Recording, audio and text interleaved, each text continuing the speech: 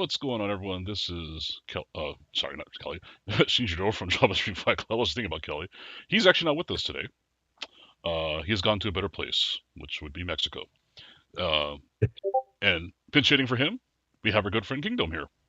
What's going on, Kingdome? Not too much. Thank you for having me. Oh, thanks for I joining will us. do my best to fill his shoes. He wears like a size 14, so it might be tough. Oh, hey, that's two of us actually. Oh, you do? Oh, okay. I can literally fill the Oh, shoes. there you go. Perfect. I have a similar foot problem, and not that my feet are that gigantic, but I have really wide feet. So That might be worse actually, yeah, it's as tough far to as find finding shoes. shoes. Yeah. Yeah, I don't have a lot of choices. I can't go get all the fancy Air Jordans every time they come out. Now, our intro graphic all the time with the date is always the wave, and we do this because Giants fans hate the wave for whatever reason.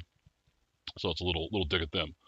But I think you were also saying that who was pitching a no hitter, and the fans started doing the wave for the Mariners, Yeah, what a great tie-in. right? Finally made it to my first Mariner game of the season, which is very late for me last week. Hmm. And we had a dueling no-hitter, Mariners Bryce Miller, into the sixth inning. Mariners lasted into the seventh. Hmm. And in the sixth, with two no-hitters happening, our section decided it was a good time to try the wave. And you know when you try the wave and you're unsuccessful, Oh so you try yeah, again, it kind and of then you try stutters. again. Yeah. Yep. And it just over and over and over. It was maddening to me. Oh no. So I don't really like the wave either, to be honest. Yeah, I mean, I always thought it was a distraction. I don't hate it, but it's like I'd prefer if we didn't do it. You know. The one thing that Overplayed.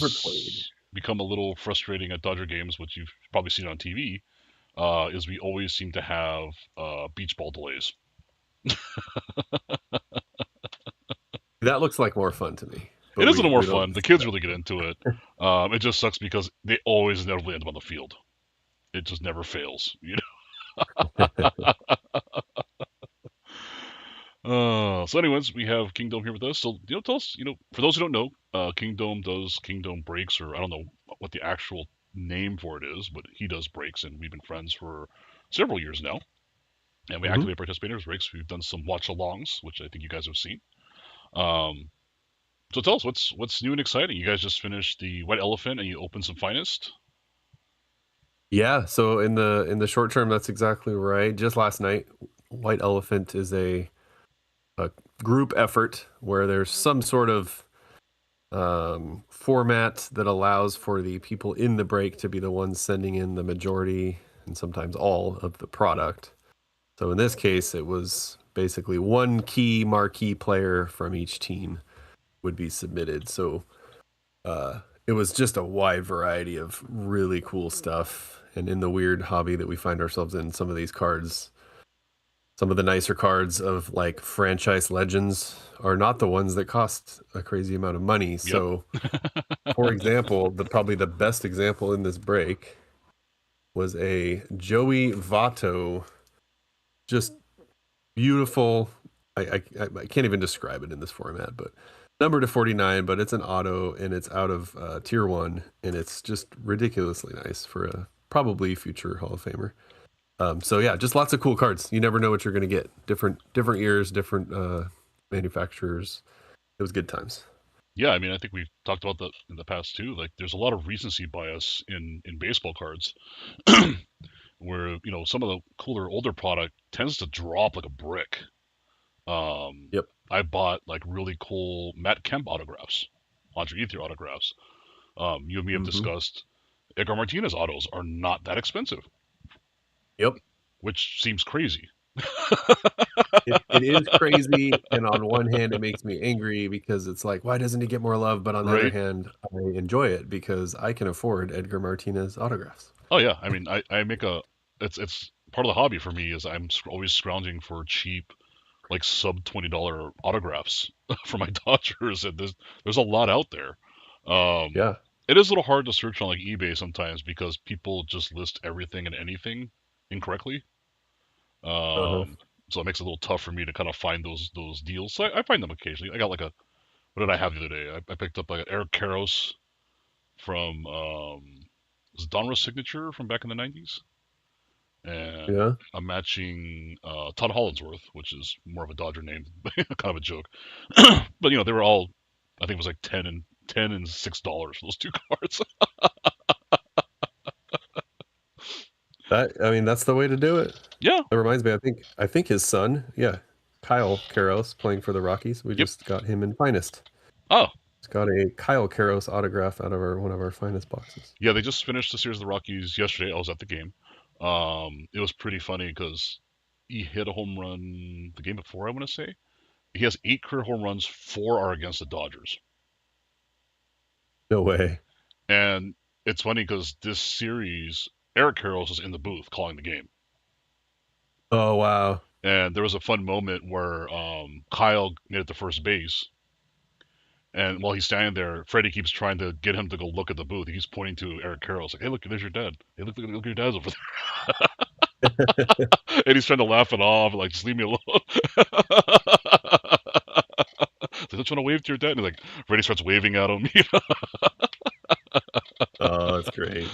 But he definitely, they were joking about it that he probably knows Eric Karros probably knows more about the Rockies team than anyone else outside of their own broadcast booth. Because Mm, when he's calling those games with the Rockies, he knows everyone on that team, every stat, you name it. Because he's fully vested in his son's performance, right? He wants him to do well. And absolutely. for those who don't know, he also has another son, Jared, who's a pitcher, who's currently in the Dodgers system. Ooh, And I don't think I realized I that. think he's in. I want to say he got promoted because he was in Single A last time I saw him actually pitch. I think he's in Double A now. So it'll be interesting to see if both boys make it. Oh, that's excellent. Neither playing their dad's position.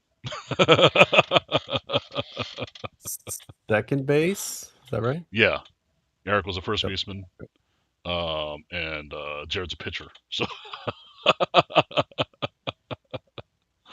Oh, Eric was a first baseman. I yeah, was guessing second for him. oh no, So he was a Kyle first. must be the second baseman. Yeah, that Okay, was yeah. So it's gotcha. it's. I mean that I already love seeing like when families like come to see their son's first game, their call up. Mm-hmm. I don't care Yep. what team it is. That's just the coolest thing in the world to me, right? To see the Absolutely. parents, the girlfriends, the sisters, the brothers, the family, the friends, everyone's there, losing their minds, like hanging on every whether it's a pitch or every swing at bat, whatever. Um, Yep. it's a big moment, regardless of how that guy's career ends up. You've made it, 100%. you know, Yep. and that always makes me happy. And it's got to be even weirder when your dad's calling the game. Kudos to him for even being able to do that. I think I'd be like, can I just have the day off? Well, I guess that wasn't his debut we're talking about, huh? Not Well, his even during debut, his but debut, his debut, was he calling the game? Karros was there, but he wasn't calling the game. So he was not Okay, calling the yeah. Dodgers game. He went to that game, and then I think when he made his pro debut or went to spring training, they actually played against the Dodgers in Camelback. Um, and he was kind of funny. He's like, I can't even watch, as he was, you know.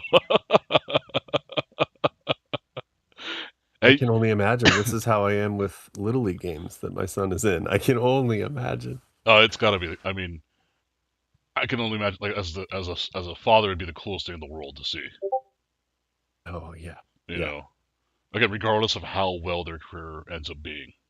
Like, can you imagine? Like, I think about this all the time because Tony Gwynn Jr. was a Dodger for a little while, Yep. and he was kind of panned for not being his dad. But come on, who's going to be Tony Gwynn Sr., right? He's one in Yep. a million. Um, but I mean, even then, I can imagine. I want to know how good that felt for Senior. You know, Mm-hmm. that must have been cool as hell. Absolutely. I may be repeating myself my last time on here. I feel like this may have come up, but Eric Young Jr. coaches first base for the Mariners. Mhm. His dad, Eric Young Sr., coaches first base for. Gonna have to look it up. Can't remember. Obviously, both former big leaguers as well, but now coaching. And when Dad plays the Mariners, dad has at least once, probably every time, leaves snacks Oh, by first base when he leaves, and then they swap out, and I think it's the coolest thing in that's the that's world. great. That's fantastic. Yes. This kind of is Dino Evil, who's our third base coach for the Dodgers right now, and he was third base coach for the Angels as well. But his son just got drafted. Was it last year or the year before? So Grady Evil, ironically, Yep. won. I think they won CIF, which is the championship here in California, for high school league, which is now coached by Joe Kelly. Ironically enough, Oh, but and he got drafted. I think he's with the Twins. I want to say. So it's like one of those guys that even though he's not a Dodger, I kind of follow him a little bit, see how he's doing, and I kind of hmm am interested to see how his career progresses because he's essentially practically family at this point.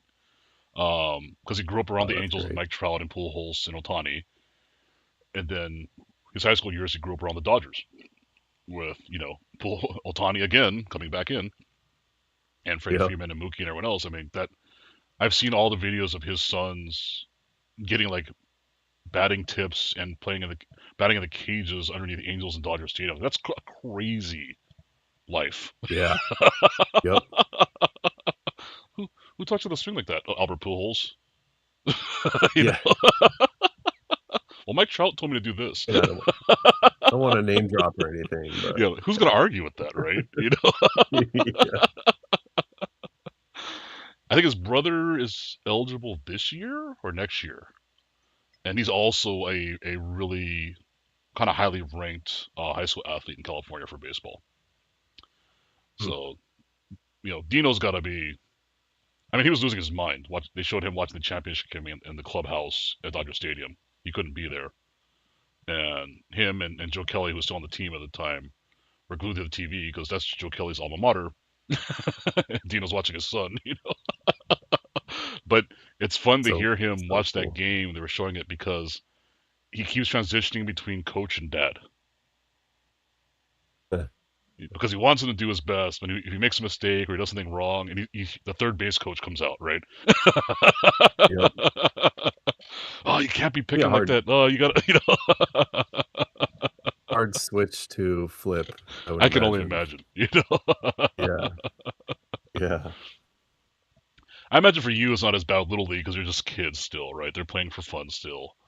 Um, Once you're in these like high Yeah. school and these guys are hoping to get drafted, there's a whole new level Yep. of intensity, I'm sure. Yeah. It I mean, I don't know what it's like in the high school and above level yet with my son, but it's stressful, but not because it's like, oh, we need to get drafted or win a championship or Yeah. anything, which we did. Shout out to my Renegades. Nice. Uh, but it's fun. We do have fun. I don't believe in taking it too seriously at their age, but yet, you want your kid to succeed because they've been working so hard on something, Yeah. um, and it means so much to them, and then it just takes on a whole other level. So I can only imagine what it's like, a decade from now when the Well, I remember stakes are working with higher my, and all my that. nephews when they were in Little League, and in tell them it's like it's okay to lose. Like it Yep. sucks, right? Like especially if you're playing for a playoff or championship, whatever you would call it. It's an important game. I said, but you know what? It's still just baseball. Yep. Don't let it hang over. Just what could you do better? I failed a lot in baseball, so I can tell. I can speak to this. Everybody does, It's a game of no failure, matter right? who As they you say. are. Even all stars only get a hit 3 out of 10 times, right? Yep. On average. So, I've heard the Dodgers designated hitter slash pitcher even makes an out once in a while. I've heard this. oh, did he have the golden sombrero yesterday? I think he did. I think he Oh, went there you over. go. Yeah, I think he I, went I over didn't even yesterday realize that, on his but yeah, bobblehead game. Like, really, happens Otani? to yeah, happens to the best of them. All right, that's just baseball for you, man. But Aaron Judge has not hit 162 home runs a year. Home runs a year. Yep.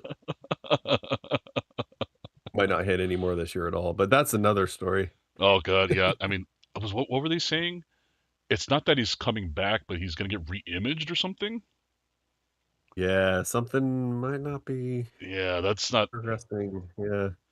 Which no, they've lost the Yankees for either of us, but it sucks to see you guys get hurt. Oh, it 100% does. I do You know. not like the Yankees, but I do like Aaron Judge, and Aaron Judge is good for baseball. Yeah, I don't of wish course. an injury Baseball upon needs him by superstars, any means. regardless of Yeah. what team they're on. That's it. Agreed. That I hope that one day we get to the point like as we grew up, in the 90s and 80s, when there were baseball players on everything. They were doing commercials, Yeah. they were on the radio. People don't listen to the radio anymore, I think. I don't know. Not when there's so much good podcast content. I know, right? But it's just, we see that with football players, basketball players all the time, but we don't see all the baseball players. We might see like the occasional Subway commercial with Mike Trout or something. Or did Bryce Harper do a Your Wawa boy commercial? is I forget. doing his best to change that. Yeah, that's mostly Japan though, with Otani, except for like the nonstop New Balance commercials on like MLB Network. Before we move on, as an aside, I don't know if you've watched MLB Network or any live baseball Hmm? that much, but have you noticed that they've been playing ads about the salary cap? Oh, no, I have not. Is this recent? I haven't watched the game It's for a it's little hap- bit. it's happened in the last couple weeks. It's been showing up on the MLB app, MLB Network. There's been like a little short, like little bit that comes on by the MLB that says, "This is why a salary cap is needed," and Interesting. they're definitely trying their charm offensive right now, which I don't think people are very responsive to. Um, that's a story for another day. But we'll have plenty of time to talk about this once the season's over. Perhaps too much time. I'm a little worried. Yeah. I'm a little nervous too. I feel like baseball has grown so much the last 10 years in popularity and just being part of the American lexicon again, and globally too. And this is the absolute worst time for any kind of lengthy work stoppage. Oh yeah. Yep. So let's hope both sides are smart enough to be like, you know what, we can't afford to lose this season. I certainly hope so. But let's got sidetracked a little bit. So, what's coming up for Kingdome breaks? I know product-wise, Chrome you just started, right? Or you're starting to take. You're doing a player break Yep. for Chrome. Yes, doing something I don't do a lot of actually is a partial player break, Okay. probably 50-ish. We'll just see how it goes. They're not an exact number, but for players out of a blaster case, so 40 blasters. And then we'll have several or more regular pick your team with the PC bend to it, so folks can get their hometown teams. That's going to be with So hobby yeah, Chrome's going to purposes, be a or big just one, going to right? be all blasters too? What's that? Are you going to do more with hobbies, or are you just going to be doing all blasters? No, there'll be the pick your team will probably be primarily hobbies and jumbos. Yeah. Okay. I have a really healthy amount pre-ordered Oh, actually. cool. So yeah, the blaster case will be for the pick your player, and then plenty of hobbies and jumbos for the others, and also blasters probably mixed cool. in there, but not the main event probably. So I'm looking forward to Chrome. It's a double-edged sword because it's too expensive. Oh yeah. I somewhat hypocritical here. It's too expensive, yet here I am. I bought a whole bunch of it. But like we've talked about before, when you divide it up into a PC-friendly breaking format, it can be something attainable for all of us. Yep. Although a little trickier for a couple teams every year. This year, the White Sox among them. But yeah, so too expensive, but love it. So looking forward to Chrome for sure. And But even because at of elevated Chrome's prices, is still cheaper than buying your own box. So you still net positive, right? Absolutely, and they do still, blasters are still affordable Mm-hmm. as a personal, so I'll have all of the above ready to go because Chrome's awesome. But Cool. the timing of Finest I didn't love because it was 2 weeks from Chrome. So Yeah. I did one Finest break yesterday, and I'll do one more next week, and that's probably it because there's only so much time and money to go around. So something has to give. I love Minus this year. It's great looking, but yeah. So Chrome's a big one. We'll have the link for your stream that day with giveaways and live packs and all that kind of stuff. Yeah, looking forward to it. And I'm looking forward to the player break of the case for obvious reasons because it's going to be a lot of cool cards. But back to the Aaron Judge thing, I am a little excited just from a trying to avoid chasers too often that the American League MVP is arguably up for grabs. So Yes. I feel like that's more fun. National League probably not so much, but Well, you never know. Right now, there is an argument to be made that if PCA can keep up his pace, his yes. F4 is pacing with Otani, if not exceeding. Now, this is excluding pitching, right? So, Which I don't know how you do that, but yeah, yeah, I mean, it always comes down to will there be voter fatigue for Otani?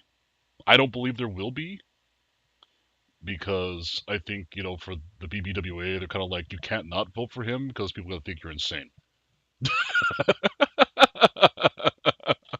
you know, make the ballots public, mandatory. they really should, Um, like Ichiro said, I just want to know who the one guy was who didn't vote for him. Yeah, We're just going that's to have a nice right. little chat, nothing crazy. It might be in a dark alley somewhere, but just saying, we're just going to have a talk. When Ichiro asks to meet with you, you meet with Ichiro. Right? I don't care if he asks for a dark alley, you meet with Ichiro. I don't care if he's wearing a ski mask at the time. You just go hang out with him. Do not turn that down. And it's funny too because I honestly don't think he really cared that much. Because he's still a Hall of Famer in the end, right? It's just Right. he's a jokester about it, and I think most people felt that way too. Like we kind of got upset about it, but realistically, he's still a Hall of Famer, So that's all that mattered. First ballot, right? The yeah, first ballot, almost unanimous. The same with Griffey too, for this matter. Yeah. The Yankee dislike, which quite honestly is 2 decades out of date, but it's hard to let go. And Yep. the Yankee chipped in like it because there is a Yankee who went in unanimously, and I'm like, Was the only really? unanimous, right? Griffey and Ichiro can't do it. What's that? Rivera's the only unanimous, right? I think just Rivera, although didn't I was thinking that after who am I trying to think? Jeter didn't do it, did he? No, I don't think so. I'm checking right now. Yeah, so I'm pretty sure it was only same. Mariano. Yeah. Yeah, just Mariano. Yeah. Yep. And then within a few years of that, Ichiro fell just short. And a few years prior to that, or right in that same time frame, Griffey fell 2 or 3 short. So this is a great argument to make. It's like Mariano's, went unanimous, where Ted Williams and Babe Ruth did not. Who votes against Ted Williams and Babe Ruth? Yeah, that's a good point. Hank Aaron also is not. And we're arguing unanimous. about, like you said, it doesn't really matter, but they're still in first ballot. That's the most important, right? Yeah, yeah. But it is funny to think about. Make the votes public. That's all I'll say. Yep. Make a lot of things just as a little side piece.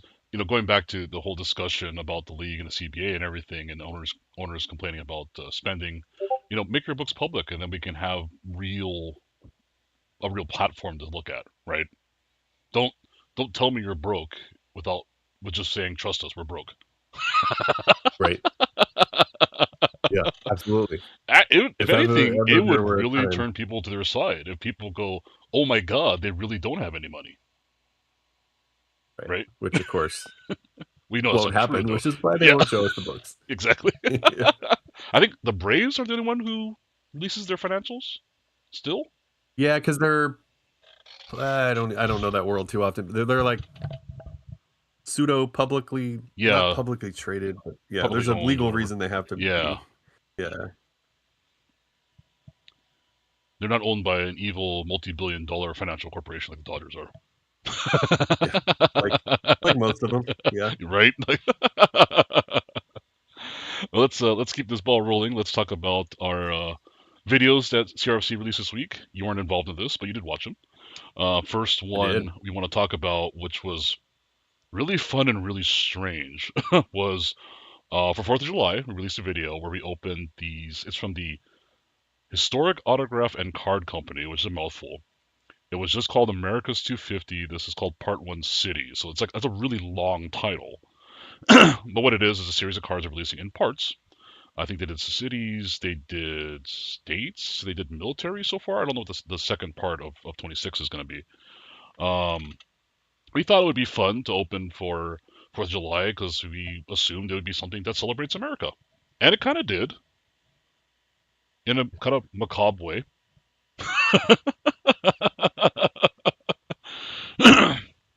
I think I remember us getting both So the good. LA and Watts riots, which is kind of nice for us to have. That's we grew up in the LA riot era. There was what like the molasses flood or something. It was a lot of like St. Valentine's Day massacre. I'm like, are these really what you want to bring into American history? It was I mean, we've opened some product from this company before, and so we kind of half expected it to be a little funky. Hmm. I don't know. Did you check it out? What did you think? It was a little. You can hear it in our voices while we're Yeah, opening that we're a little not off yeah. put, but a little surprised by what we're seeing. I did check it out, and I was and am conflicted because I you know me, I love baseball cards, of course, but I also love things that tie into other things Hmm. that are cool, like history. Yeah. So loved it from that perspective. And I generally speaking, I'm like, okay, well, there's an argument to be made. You do need to talk about some of the negative stuff Yeah. sometimes. Um, but then the flip side is like, well, except my card world is not designed to talk about the negative Right. stuff. And the So frequency it's was like pretty I don't high want too. to pretend like it didn't happen. That's not healthy. Yeah. But in cards specifically, I'm like, maybe we could just highlight the good stuff for this purpose Right. specifically. Or But not have so many of them because it seemed like we were getting them in every pack. yeah, that's true. Maybe the percentage could have just been tweaked a little bit. Yeah. That's a good point. Now there were some cool ones in there. We got some notable Americans. The slide cards were very interesting. I don't know how much that's Mhm. relevant to America's 350 year anniversary, but it was it was still cool. um, the collation was much to be desired. We only had two boxes, and the quote unquote hit, the metal card, was identical on both boxes. We didn't get any autos or anything else, but I mean, it was still it. It was a fun set. We may get some more of the other series. Um, but we definitely won't be doing it for a 4th of July or patriotic celebration moving forward. Yeah, we were joking about Maybe this. just a random Tuesday. Yeah, just a random video to do.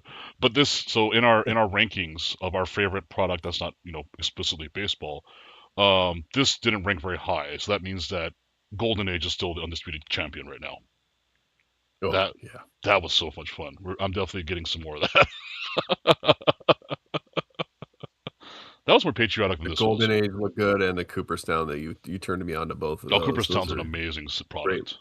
Yeah, those are beautiful. I'm just always terrified of either one that I'm gonna pull a redemption one day. Mm, yeah, could happen. Yep, It could happen. it could happen. And our other video this week is it's actually one of our least popular videos, but it's the most fun for us to film, which is funny. Which is we get this assortment of 10 random baseball packs every month. I get them from a service. Until they pay us to say their name, I won't say Mhm. it. Just joking. Um, but it's fun for us because it's a combination of junk wax and modern.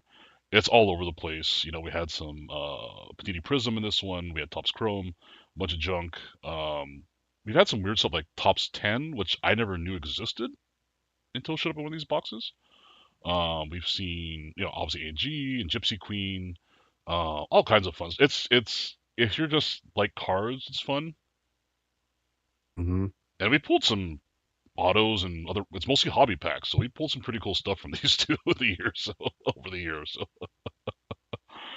but What is the Topps 10? I don't think I've seen that one. You guys opened that one. yeah, it was a couple. I want to say it was like 2 or 3 months ago. We got a couple packs of those in this assortment, and the set included the top 10 players of a specific stat.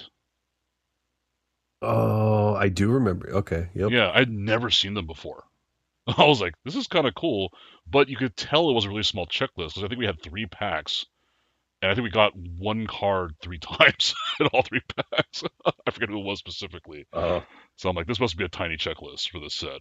It was still kind of cool though, you know. I think it's from the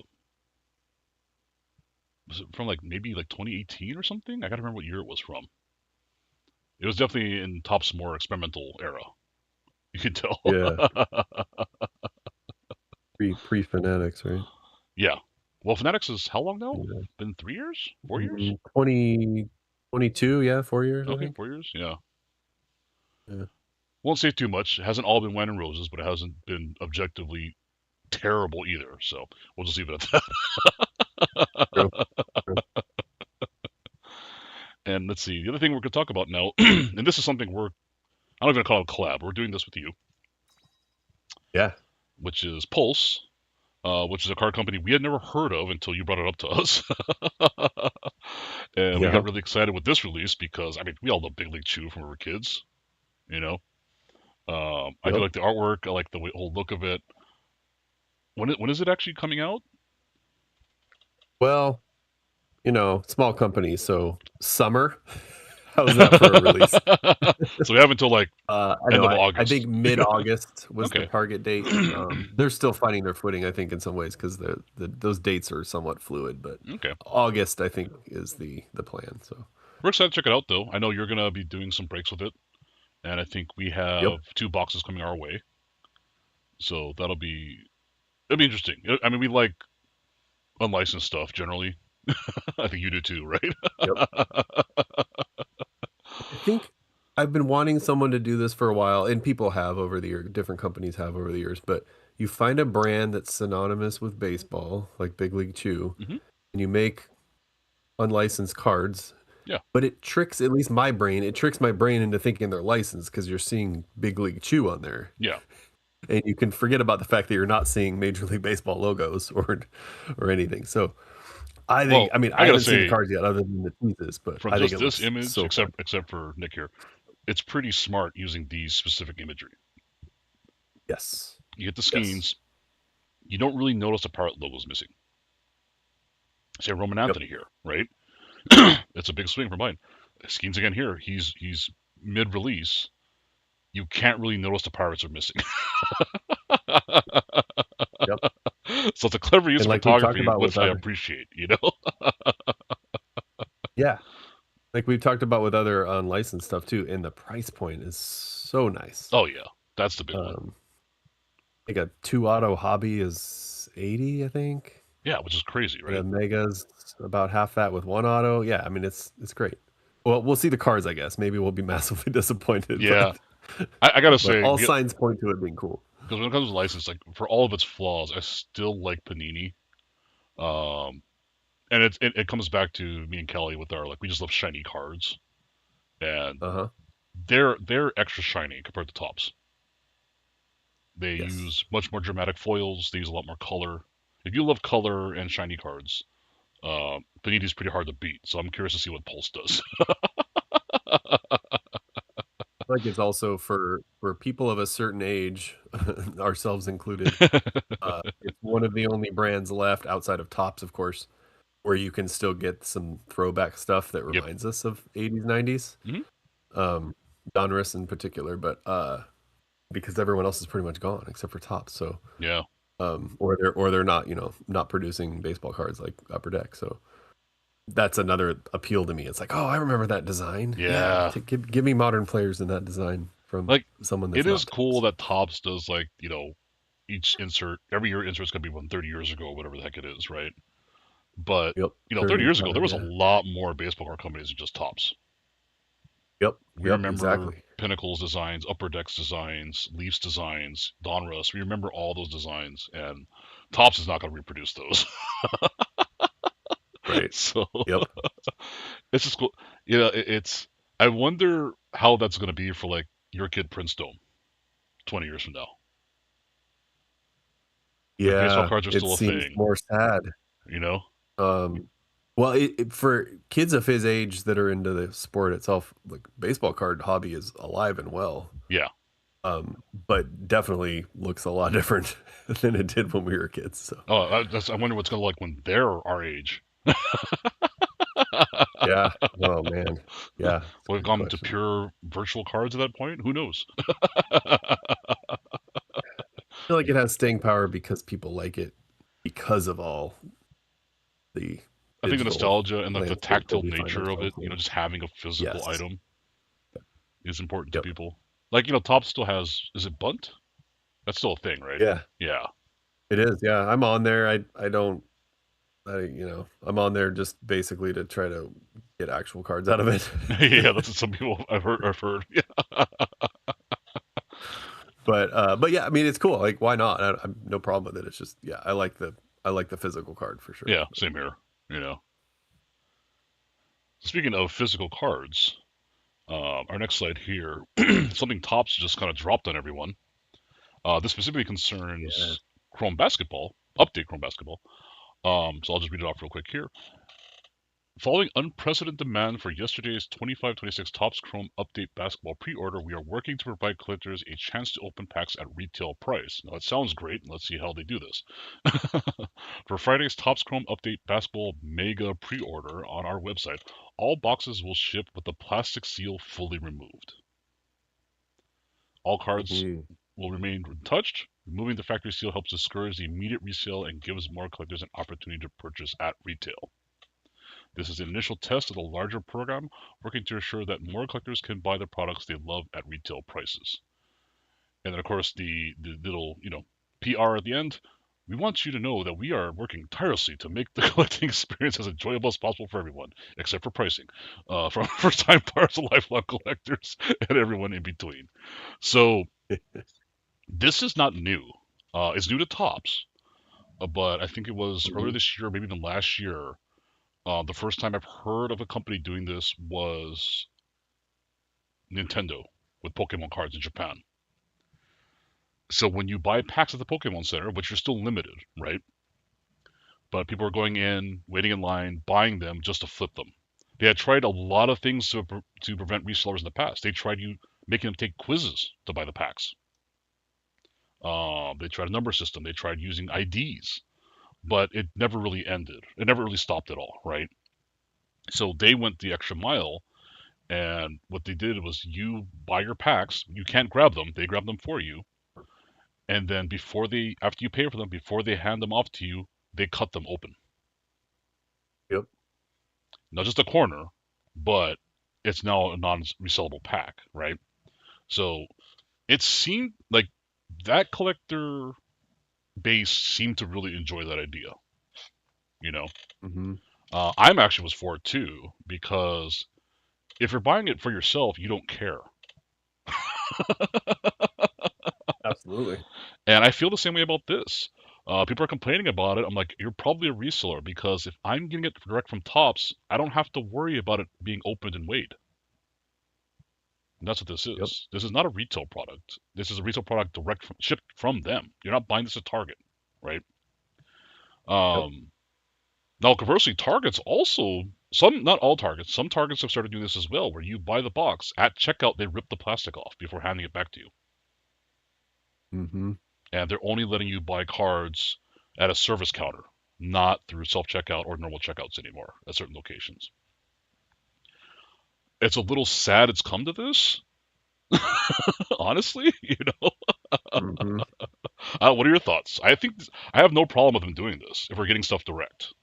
You know, No, I mostly agree with you, and I'm definitely behind.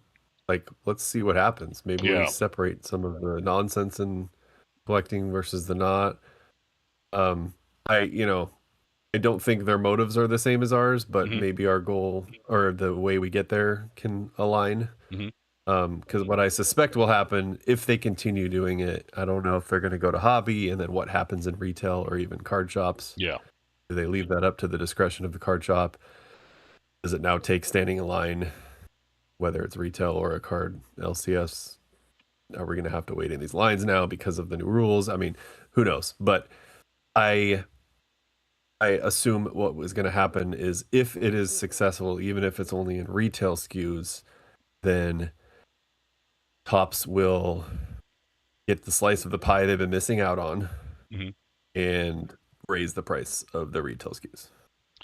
I think That's what it my is, it's pessimistic view of it. I agree with you in that, but I also think for them, it's to drive more traffic, right? Because a lot of people have just given up on buying retail from their website. It sells out in seconds. They tried EQL, the equalizer, they tried a bunch of different things, and none of it seems to be working. People just bought it all the time. All the resellers do. And what they're trying, what this would accomplish for them, again, in a slightly, pessimistic way, is you're going to get more people to access your site and potentially impulse buy other stuff, Yeah. Yeah. or Well, I become wonder. regular visitors to your site to look to buy your the living sets, to buy tops now, right? Yeah. I thought their solution, I mean, while not perfect, because none of them are, but for it may have been Chrome, a recent baseball release. I don't know why I'm drawing a blank, but uh, they did what I thought they could have been doing for years, which is just limit quantity per Yeah, account. yeah, And it doesn't cut down. You could there's ways to get around some of that, but it's certainly better than the current system. And they yeah. just did that for the first time, I think, since Fanatics took over. Maybe I missed a release and they had Hmm. done it before, but um, and I was like, okay, this is fine. And I'm someone who's trying to get a little more than the average person because I Yeah, break, but I don't break in the same way that, you know. yeah. You're not buying cases, or multiple Right. cases. I say, you know. Yeah, and if I am, it's spread across multiple breaks or whatever. So like this doesn't concern me or threaten me really. I do wonder what it would look like. Let's hypothetically if this went into Series 1 or Chrome or one Yeah, of the big releases that we do a lot with in the PC breaks, like what does that look like? It's a small enough group we have, maybe people are like the trust factor is there. I hope it is, but I wouldn't blame them if they're like, why is that box not sealed? yeah, That's a fair question. yeah. So, Exactly. um, but all that being said, even if it doesn't impact that down the road, like yeah, none of us should want to or should have to pay $300 for a mega box. I mean, it's ridiculous. So, Yeah, it um, gets a little nuts because, like, what was the one we were looking at? I think, Topps Chrome Platinum, right? TCPA, one of my favorite releases. I was yeah, super happy, and I picked up a pretty easily for some reason. I got a hobby and a blaster for our videos here. And of course, after the while, I was like, oh, maybe I want to get some more. Maybe I get some more blasters or something. And of course, they're sold out. Once people were aware of the hits coming out of those boxes, they started buying them up, and yep, immediately they were on eBay for twice MSRP, if not more. Um, a local shop of mine told me, yeah, a bunch of dudes came in and bought every single blaster, yeah, cases at a time. And that sort of had policy of many people doing that. They just let them do it. There was another, like Barnes and Noble, I think it was, same thing happened. They got cleared out as soon as they opened the doors, you know. yep. And that's, I get people want to make money on stuff, but it just ruins a hobby, But it's at the same time, it's kind of an indicator that your hobby is thriving Yeah. in a weird way, right? If your Oh, and I hobby's think too niche, people don't resell it.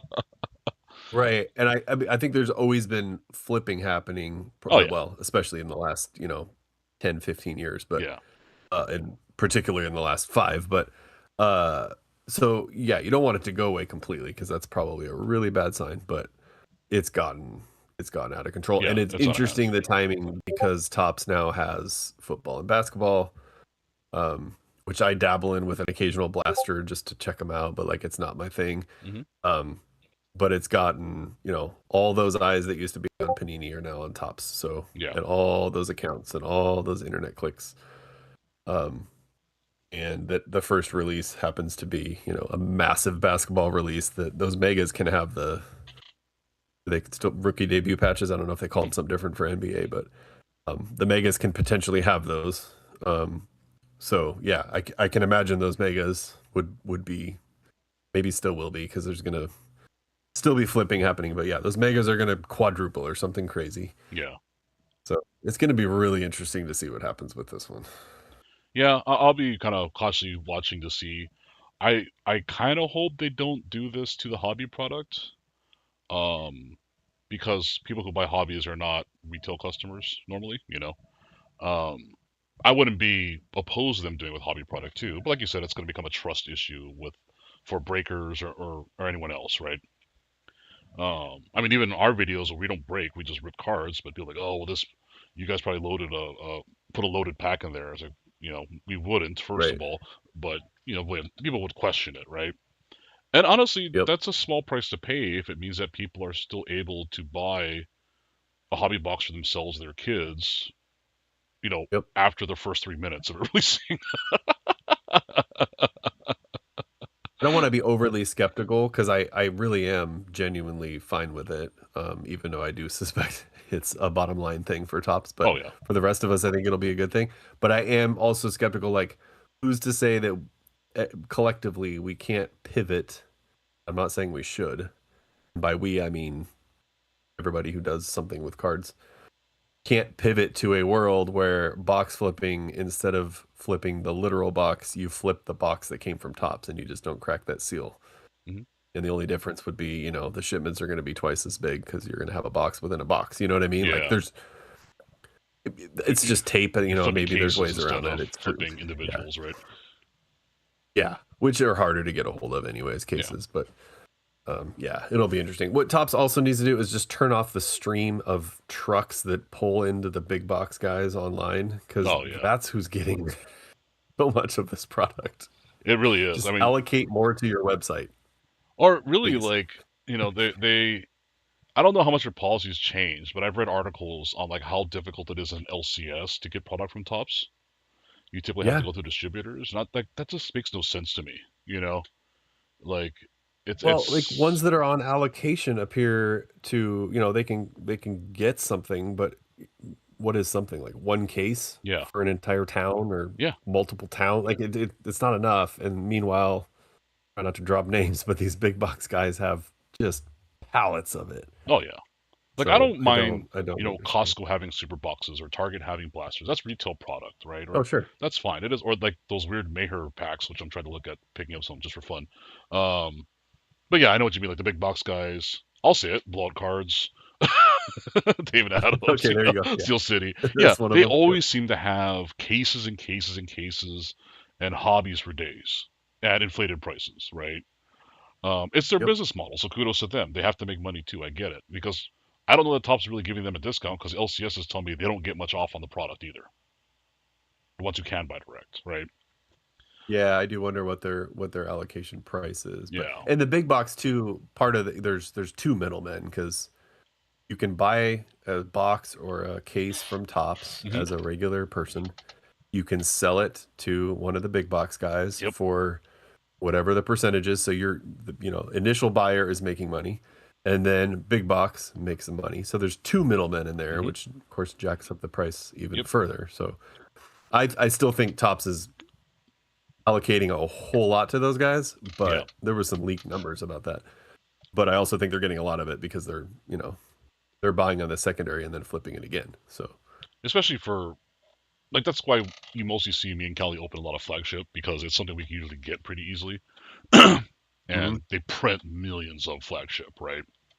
The hit ratio is not as great, obviously, but it tells you how much they really make when it's years later, and I can still go out and at this point it's almost back to MSRP finding like hobby boxes in 2020 and 2019, you know, Yep. or 2021 really. They just made so many. There's just cases still floating Yeah, out and it there. takes it takes the Otanis and Judges of the world to move that needle for the older stuff. Like 2018 stuff is crazy, Well, what's but crazy I about see your 2018 point. stuff is Most how of it. much is available. Because that's the I'm, pre-COVID I'm era. assuming a lot less than other years because of Otani, but Oh, no, well, it's also pre-COVID because it was after COVID that Topps production really ramped up because COVID caused baseball yeah, cards to explode. So 2018 preceding that, so that their production numbers weren't as large back then, at least by most accounts. We don't know the official numbers, but yeah. No, that's a good point. there's still tons of hobbies, blasters, even jumbos available. I've seen cases available for 2018 stuff with Otani rookies potentially in it. I'm just like, how is that still around? Yeah. Well, and it's hard too because as someone who's my personal collection is uh largely, if not exclusively, lower end stuff. Yeah, Like I same don't here. have crazy. Yeah, I don't have crazy. I just this is not my thing. Um, so and when I hear people complain, and you see it all the time, whether in person or online, not recommended. Uh, that this hobby should be for the kids, and I don't disagree with that at all. My own kid is very much into it, and they need to make affordable product. I'm like, well, they do. Yeah. They absolutely do. You just because you can't afford I don't know what's the highest one that comes in a suitcase, whatever that release is, that's Oh, $10,000 yeah, or yeah. something crazy. Like if you're getting FOMO because you can't afford the absolute top, well then yeah, I don't know Yeah. what to tell you. Yeah, that's not for kids. It's just not. Yeah, But you can still go buy a $5 pack, $30 blaster, yeah. which releases that basically the hobby box costs, $50. Mhm. It is affordable for all price levels if you can accept the fact that not all of us can buy a $10,000 box. And I'm Right. okay with that Yeah, because I think that's ridiculous. exactly. I mean, even me and Cali were talking about when Chrome came out. We're like, oh, should we get a box of Chrome for the channel? And we saw the price, like, yeah, no, we're good. Yeah, that's a good point. And that's a release that used to be a little more affordable, but I mean, we might grab blasters because blasters, for now, haven't gone up. Um, they should hopefully still be out in the ether. We'll see, but yeah, definitely not any hobby product for us. So I we would will think be we'll be blasters will watching your be breaks with great available. attention because that's our vicariously living through Chrome through you. So Yeah, well, I mean, honestly, that's how I live through it, like as well. Like the amount of stuff I open would never be what I open if I wasn't oh, we can doing never afford breaks. to do that, right? Yeah. Um, so, yeah, and I would think blasters will be pretty available. But side note, I have extras that'll be available at cost. So if you're unable to find them, I can certainly hook you up. Yeah, we'll see. Which is a great segue to our next slide because I just spent a lot of money on cards. So we talked about this last week. You weren't on here. Cali was on. Anime Expo happened in LA. I think the estimate right now was they might have set another record for attendance, which I believe was 500,000 people for a 4-day convention in Los Angeles. I'm Insane. getting anxious thinking about that number. Insane. The traffic was madness. Obviously big crowds. The fire marshals were involved. What didn't help was there's construction around the LA Convention Center right now, and they were missing some halls as far as availability. That mucked things up a little bit. But a lot of people went. A lot of people had fun. We had friends going. Me and Kelly did not go because we both have terrible knees and can't walk around a convention center, wall to wall people for days anymore. But we did have our friends there, and Joe probably has. I'm probably speaking in tongues here to Joe, but we had our friend visit some of the normal manufacturers, Bushi Road. Um, what was the other one? Aniplex, and they did pick up some product for us that's more anime or TCG related. So everyone can look forward to that. I think we have all told like 8 or 9 booster boxes we picked up, like probably a dozen random packs, some starter decks with different things. We definitely stocked up because the pricing was great. No tax, straight cash. Gotta love it, right? Hmm. Because no tax in LA means you save 10 to 12%. So, so everyone look forward to that. If anyone went to Anime Hmm. Expo, wants to tell us how it was, and we have our friends who went, and everyone had different experiences, let us know. If we missed anything as far as cheap products, we'll keep an eye out for next year. We'll send our minions out there to run around and buy stuff for us again. But yeah, I mean, look forward to Excellent. that. I think we'll have some more about it when Cali comes back next week, and I guess we'll talk about it then. Speaking of Cali not being here, he's our soccer guy, so we'll just run through this really quick. World Cup is still ongoing. Most people have started to ignore it, and that is because, unfortunately, Team USA was eliminated. So every team I was following has been eliminated at this point, and like many Americans, my interest level has dropped precipitously. I'm still kind of generally following along, but I'm not. I mean, I did barely watch any of it to begin with because it's just not my thing, you know. Kali could maybe next week we'll have him go through. He'll tell you because he watched almost every match I think so far, in some way. But this is how we stand right now. I don't. Was there a game today? I don't remember if there was a game today. But this is the current quarterfinal, and so we'll see what happens. But every team we were following is now gone. All the host countries have been eliminated. Ouch. Yep. That's right. Mexico, United States, and Canada all eliminated. Morocco advanced past Canada. Um, Belgium advanced past the U.S. pretty handily for what I saw in the score. Um, and England advanced past Mexico. So everyone's watching soccer. Enjoy. Let us know how it went. Because I'm not really interested right now. I'm afraid I don't have a lot of meaningful contributions. I have enjoyed watching from afar the human interest pieces of it. Oh yeah, that's always the best part. World Cup, especially the reactions to people visiting America the first time. That has been my favorite whole part of this. Now let's go on to a sport we're far more interested in. Back to baseball. And because we have Kingdome on, of course we're going to have some Mariners talk. Love it. So we got some talking points. But is there anything else you want to bring up, or anything you want to let us know? Because again, we follow the scores. We know what generally is going on, but we don't follow the Mariners as tightly as you do. Like you don't follow the Dodgers as tightly as we do, right? Yeah, we are. I believe we're exactly at 500 now. We are treading water out in the Puget Sound. The AL West is wide open, and nobody seems to want to just take it. Astros, Rangers, and Mariners all within 2 games of each other. So yeah. From the Mariners side of things, I get a lot of flack because I wear my fandom on my sleeve. Every bad thing that happens, I hear about, and every good thing that happens, no one ever wants to mention. I'm talking about the non-baseball people in my life. I am not actually that worried. Maybe I should be. Maybe I'm crazy. But our pitching is fine. Not more than fine, actually. Our starting pitching is amazing. And we have 2 studs that are just about ready, even though they're very out in our minor league system. Because your guy got promoted. So Elizer Montes and Michael Arroyo are now in AAA Tacoma, which, like you said, they're right on the precipice of the big club. Yes. So straight to my point too, because our offense, big league offense, is struggling mightily overall. We've had a lot of injuries. That's a very Mariners thing the last several years, though.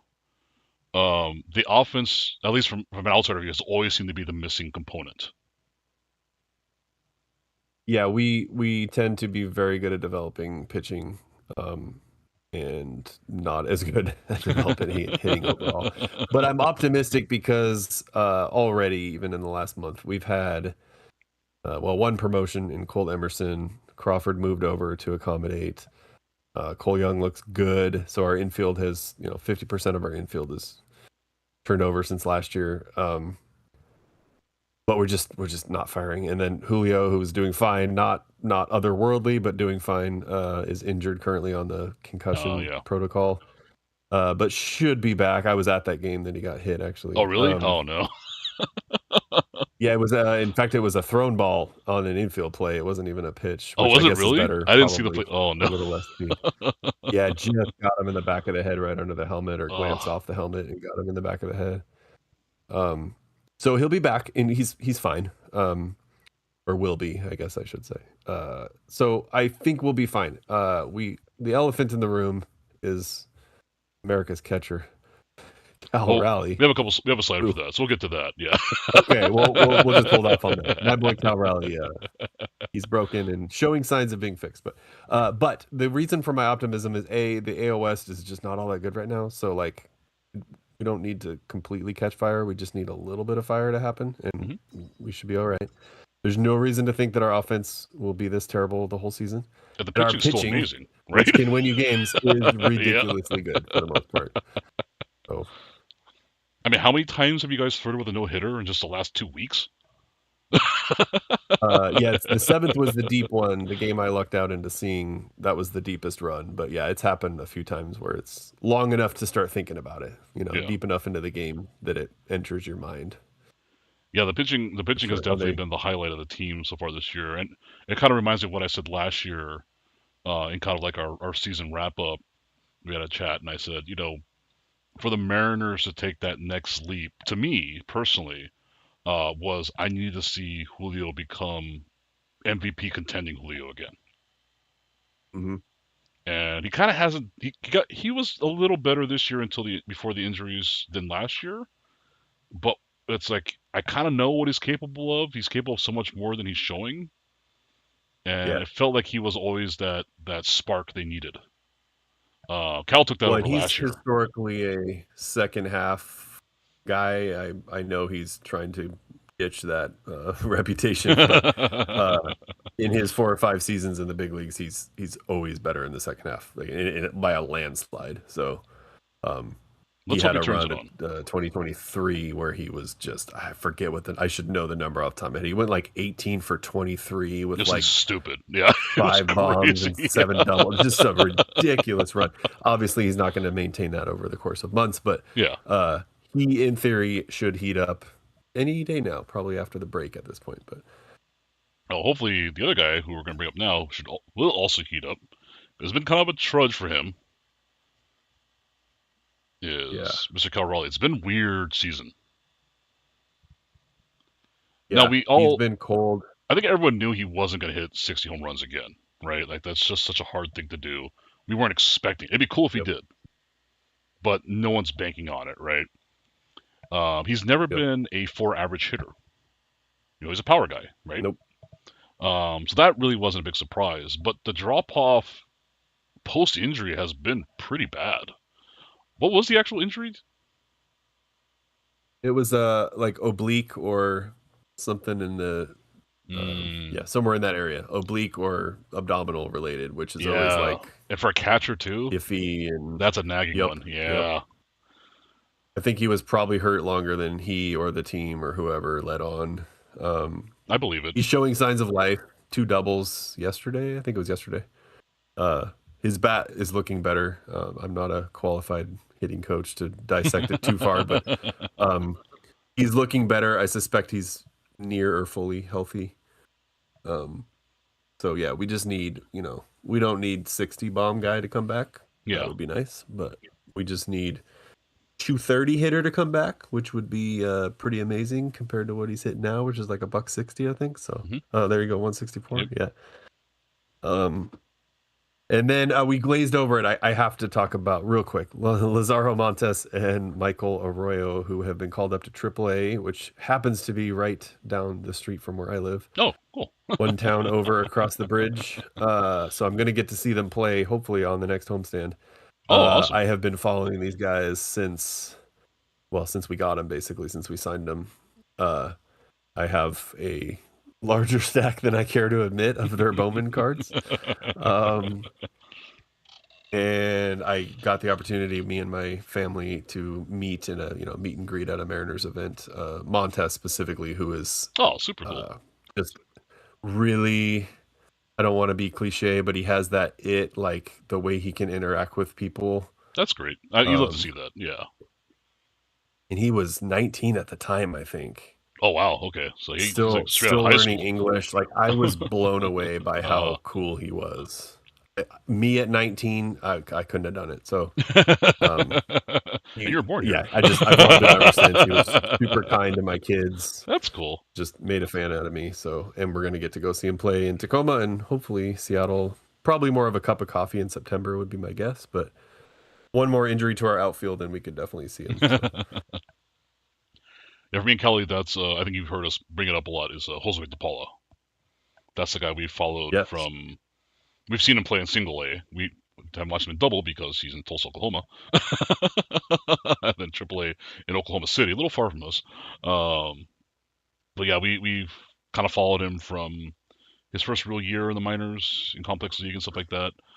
He was highly touted to begin with, and he's kind of proven to be like it's been a slow or not slow, but a long development, as you expect. You know, he was very young when he got drafted. I think he was only 18 or 17. So not a shocker, that he's taking his time, but he's getting better every year, and I think he remains a top 50 prospect in baseball. So we're excited for him too. and he's playing. Sorry, Double A. Where is he? Actually, I think You he just got said promoted. that. Let me see if he got promoted again. He might be with the comments now. Excellent. I've been a little behind on the minor leagues the last couple weeks. Yeah, he's currently in Double A with the Tulsa Drillers, Gotcha. Yep. and he's doing okay. It's that you always see them make that leap between leagues, and they tend to struggle initially, and they kind of catch up a little bit. So his average, according to this, I mean, he's still hitting 318 right now, 25 stolen bases, 65 RBIs, 15 home runs, with an OPS of 957. Very, very good. Very not bad, as we would say. At Double A. Now it's Double A, right? So you take it with a grain of salt. So we'll see. I think a lot of pundits are expecting him to make it to Triple A next year, and we'll see if he can hang there. Triple A is tough. Hmm. Where did Cal do his rehab? He typically we it's whoever's in town because we have two teams that are pretty close to Seattle, Ah, single okay. A and full season single A and triple A. Hmm. So he did a couple, I think, up in Everett, which is our single A full season.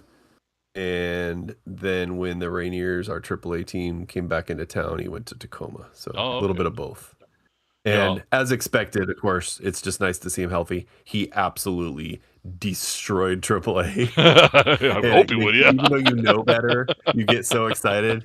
He's just, I mean, making it look silly, and you know that that's how it goes. But yeah, That's fun that you guys have a AAA team nearby because the Dodgers do not. So it was always funny because if it was a long rehab, you would see them go to AAA, which is in Oklahoma City, right?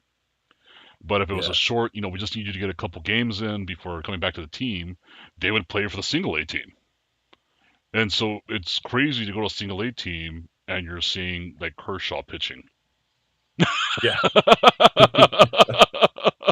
Like, what is happening right now?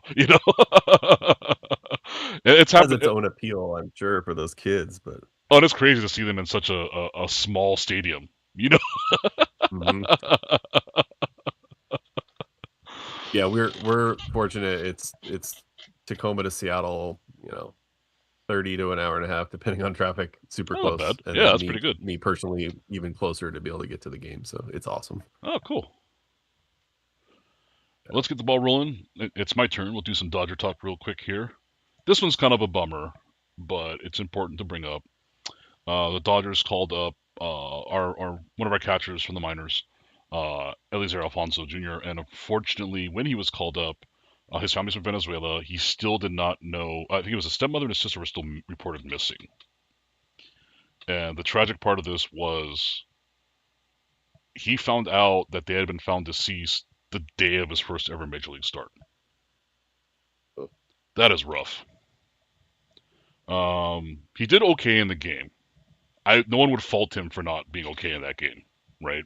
At all. Hmm. But he did what he was supposed to do, and it's. I've lost close family members, and sometimes going back to work does help. So I don't know if you've experienced that, but for me, it definitely. for me, it helps sometimes just to have a distraction, right? No, I agree. And a distraction and feeling half normal, just Yeah, doing a normal routine. Just heartbreaking that it's the debut though. yeah. So like his, I mean, it's heartbreaking regardless, obviously, yeah, but just it's not any old game. It's the thing you've been working for so long. Ugh, it's just terrible. yeah. So like understandably, his father wasn't able to be there because he was still in Venezuela awaiting news or trying to help out as best he can. Be there for the rest of their family. Some of his other relatives too were not able to attend. So very much a bummer for him, but he's not a top prospect for the Dodgers, but I think a lot of people are in his corner right now. So Absolutely. we hope him the best. We wish the best for his family, and it's been interesting. It's been kind of fun to see the greater baseball community come together because there are so many Venezuelan players in baseball, Mm-hmm. and show their support, not just saying, "Oh, we hopes and prayers" thing, right? Like actually supporting them monetarily or in various other ways, however they can do it while still maintaining their normal jobs, right? So that's kind of nice to see. Mm-hmm. So I think the Dodgers are historically pretty good about that too, right? I imagine they're. yeah, I mean, a I mean, I lot don't of it know what has to the do with having logistics so are many for. international players to begin with. Yeah, Even during the Noto yeah. earthquake last year, I think they donated several $1 million to Japan for earthquake relief. On top of Otani and Sasaki Yamamoto also donating money. They donated money locally, a lot of money locally to wildfire relief. I think it was in the hundreds of millions of dollars, all told. Not necessarily from the Dodgers, from the Guggenheim partners. Um, so they definitely. I mean, it's. I don't want to brag about it because it's still billionaires. Right. But they could also not do it. So, Again, they could do nothing, right? right. People are like, well, it's only $1 million. It's nothing to them. It's still $1 million, okay? Whether it's a lot of Yeah. money or not to them is irrelevant. At least they did something. Anyone who does Yep. donates money, that's what I'm saying. I don't care if you're donating $20 or you're donating 20 million. The effort is appreciated. Because it's easy to do nothing. You know. Yep. So 100%. yeah. So shout out to them for that. Um, you know, hopeful for the people of Venezuela. We're at that point. I worked at the earthquake center. I've experienced lots of earthquakes myself and disaster relief, so I know that this is not a good time. Once you're past that 48-hour mark, it just keeps getting worse. So, everyone in Venezuela, Mm. stay strong, stay tough. You'll get through it. Many other cities have, many other countries have. It's only gonna get better eventually. So, good luck to everyone there. And now for Well said. some happier, or not really happy, but just kind of weird news. Like the Dodgers have two pieces of information that came out, or two things that happened to them this week that were kind of funny to me. So, Eric Steffen, who has one of the funniest profile pictures for a baseball reporter, of his wandering eye. um, I've never seen that before. yeah, he has like the googly eyes. It's funny. um, since they've been in Brooklyn from 1884, so this is counting before the National League even existed, right? They've actually played the same number of games in Brooklyn as they have in LA, including postseason, as of Monday. Yeah, that tells you how long they've been in LA and how long they've been in Brooklyn. Because remember, the seasons were way shorter back then too.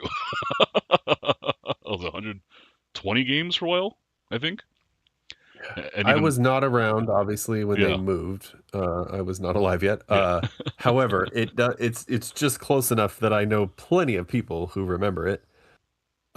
So it makes me feel old, actually, is yeah. what I'm getting at. There are people to this Even day though still I'm alive not who old will enough to never remember. forgive the Dodgers for leaving Brooklyn. Yeah. You know, but I mean, that just tells you how old that team is, how long it's been around. There are still Brooklyn Dodger fans in Brooklyn. They're not LA Dodger fans, though. They're Brooklyn Dodger fans. They'll wear the Brooklyn proudly, because that was their baseball team. So Hmm. it's a interesting tidbit of history, but not the only time. The only time this week that we've seen a Dodger or Dodgers um, kind of hit that midway point. Because on top of the Dodgers, kind of now having been in LA as long as Brooklyn, as far as games played, We have Mookie Betts has now played as many games for the Dodgers as he has for the Red Sox. That is wild. It doesn't feel like it was that long ago, but it really has been. How mad is Boston Nation right now? Oh, they never live it down. Like it gets brought up daily on our baseball, and anytime Heartbreaking. anytime Mookie does anything or gets any highlight, the first comment you're gonna see is like, "Imagine trading Mookie Betts." Yep, yep. Now, granted, Mookie has not been amazing the last couple of years because of injury and illness, right? But Mookie Betts is still Mookie Betts, and we are Mhm. more than happy to have him. I have a note on Mookie Betts. I think I may have shouted out this platform in the last time I was here, but Mhm, not for the same reason. Uh, the Pausecast, hosted by Michael Schur and Joe Posnanski, who's a baseball writer. mhm. First of all, great listen all the time. It's hilarious. I recommend it. But they recently wrote a book together called Big Fan. And among other things, they basically travel around, uh, I think, a lot of North America, but even Europe and other parts of the world to major sporting events, Oh, even ones that they are not well versed in, like cricket and things they didn't know much about, to kind of like dive into the psyche of fandom. yeah. But one of the things in there, and I haven't read the book yet, I've only heard their audio on kind of retelling a chapter. And the story is the short version is that they do all kinds of silly things on their podcast, and they often do a draft, and the draft is usually weird things. So one of them was best hugger in baseball. Oh. This is a few years back, and they surmised. Now, full disclosure, Michael Schur is a diehard Red Sox fan, and now lives in LA. They surmised that Mookie Betts would be the best hugger in baseball, and they've talked about it and joked about it. It's been kind of a bit for years now. And one's a writer and has access to all kinds of big leaguers, and one is a Hollywood guy. So like one thing led to another. But while they're working on the book, they get a hold of Mookie's agent or handler or whatever, Mhm. and they're able to do a meet and greet with him before a Dodgers game. Ah. And they sheepishly explain what the story is about, which is they've surmised that he's the best hugger. And by the way, last year they interviewed Dave Roberts, and Dave Oh. Roberts disputed that claim in a funny way. And Mookie obliged them and gave them hugs, and it's the greatest story ever. And you have to listen to their account and read at least that chapter in the book I'll have because to check it out. it's Yeah. gold. And It then just makes me also love Mookie a even Mookie more. shout out is if you guys have not watched any of his podcasts, it just makes you love him even Yes, more. I Because do. I like that guy a lot. it is obviously he's going to talk about Dodger a lot because he's a Dodger, right? Um, but I love that he like when in San Diego, he had a podcast he did with Tatis. He's done Mike Trout. Yep.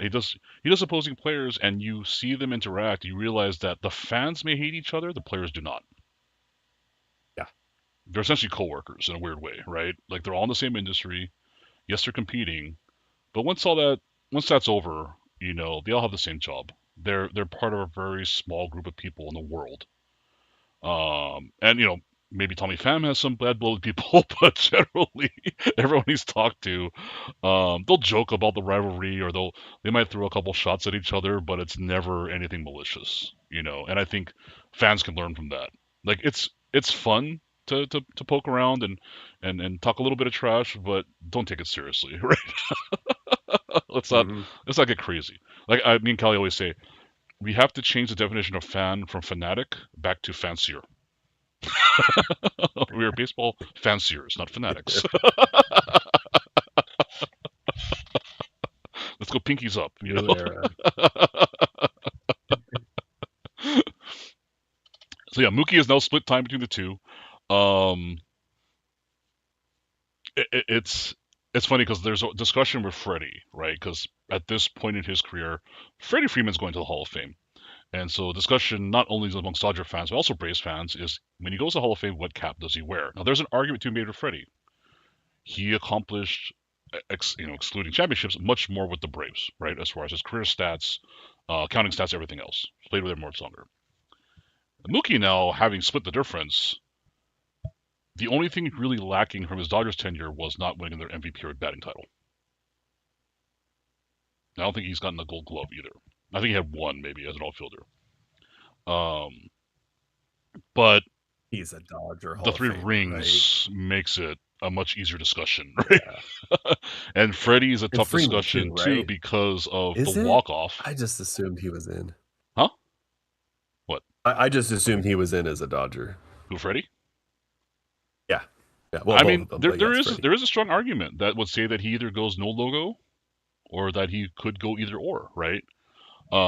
But last year makes that even tougher. 25 made it tough already, or 24 because he had the Kirk Gibson-esque walk-off home run, and then getting Yep. World Series MVP.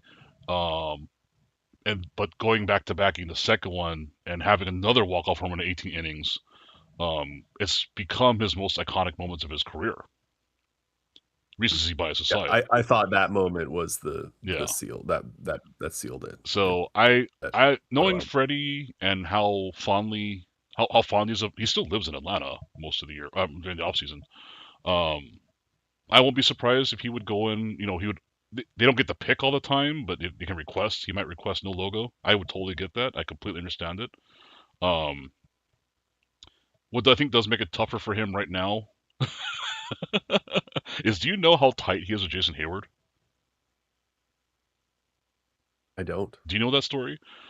So there was a special on the Dodger Channel that interviewed the two of them together when Jason Hayward became a Dodger for a brief time, and they've known each other I think since Little League. They Mm. were playing in a tournament, and that's when they first met each other. They've been friends since then. They were roommates in the minor leagues. They came up with the Braves organization together. They lived together, and they lived within miles of each other for most of their lives since then. They are as tight as it gets. Oh, And Jason Hayward, was a Dodger for a little while, but he just, he's getting older. He couldn't put up numbers anymore. Um, it's business, right? And so they cut him loose. I think he played for the Padres for a little bit, then retired. But he's actually, I saw him last night. I was surprised at the game in the dugout because I forgot that they had signed him as a. They always call them special advisors, but really what they're there is they're almost like hitting coach or bench coaches in training. Because they did the same for Chase mm. Utley, did the same for a bunch of other older players. I think Kershaw is also on that program right now. So it was kind of cool to see him there, and of course, the whole time he's sitting next to Freddie and they're chopping it up.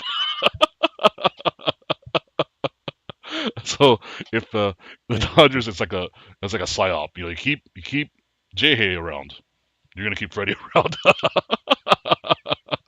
Interesting. Gotta keep his best That's friend funny. there. I associate because of the championship thing. I associate Hayward more with the Cubs than anything Yeah, else. I see. But For me, I will never forget his first game because it was so hyped up. He like was like, debut game oh with the yeah, Braves. yeah. He was like the biggest prospect in baseball in years. And I remember like ESPN was because his what did he go 2 for 3 with a home run in his debut game or something like that. Good memory. I have no idea. I think so. I think he had a stolen base too.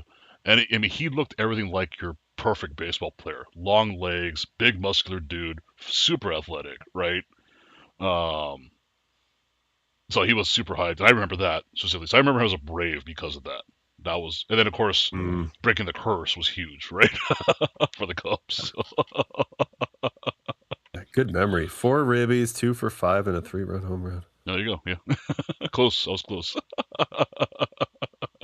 Closer than me. I couldn't have told you if you I just had remember money because on it it. was just such big news. Like even here in LA, it was on TV because the Rays were in the NL West Man, back then. I don't know where I was. Let's keep this ball rolling, so we're not keeping you too late. Nothing that happened this week for the Dodgers. Again, keeping with the weird news. They had their first extra innings game all season, which when I read this, it threw me off. Like that can't be true. But yeah, it was. And they're just a little short of the 2005 Red Sox having the record, who managed to go 98 games before going to extras. That's so crazy. And they were both defending champions at the time. So I'm like, that's just weird. Like I can't imagine teams going that long ever without having to go to extras at least once, right? I looked it up too. For reference, no small sample size. The Mariners have played in 12 this year. 12 extra games? Oh, jeez. Harkening back to our lack of offense and the Dodgers I said, suffering was everybody. it a lot of like Probably 1-1 related, games, but or 0-0? yes, yes, exactly. Because the Mariners pitching is just ridiculous. Like as a group, right? Like you can call it individuals. Now you're not gonna steal the thunder from Mizrowski and the other guys right now, right? But No, as a no. as a core group, as a unit, the pitching is ridiculous. Well, that's the interesting thing too, is we don't currently, I haven't seen if there's some injury replacements. We don't have one pitcher go into the All-Star game, but it actually kind of makes sense. I thought we'd see one of them, but because yeah, we don't have a Mizorowski. We just have top to bottom Yeah, studs, they're but not not eye the popping, stud in baseball. right? Yeah, It's like their exactly. stats are not like, oh my god, this guy's like the ace of aces. But the fact that 1 through 5 is good, right? Like they're all above average. There's no breaks when you're playing a series Is against the Mariners. currently 1 through 6. We have a nice little piggyback happening. Ah, okay. Yes. We found our own Otani. That are literally two people, but yes. Keeping the ball rolling. So this made me laugh a little bit, a little happy. So Boob Nightingale, which is one of our, it's like everyone's favorite baseball reporter, but not because he's good. So every time I see someone post one of his breaking news stories, I'm like, oh, this is gonna be good, right? That's why I call him Boob, not Bob.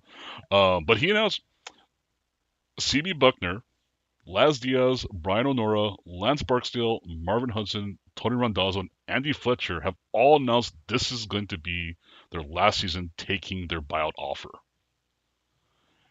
And the timing is hilarious because this is the first season with ABS, and these guys have atrocious zones,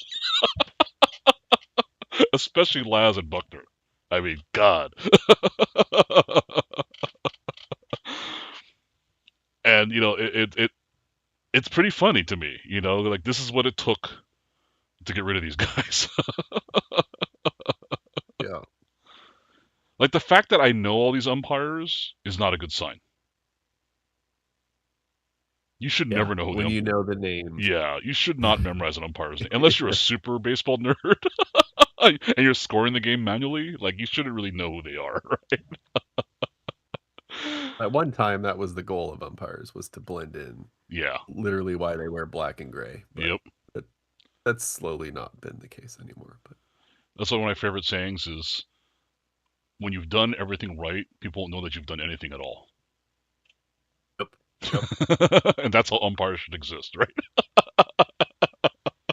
They yes. should they shouldn't be the news story. And ABS has proven that. Have they announced the umpires for the All-Star game that you've seen? I haven't seen that yet. I was kind of thinking about that too. Which is a great segue. Good job. Into our next slide. Look at you setting us up. I'm a pro. What can Oh I yeah, say? sorry, Kelly. You've been fired. You're being replaced.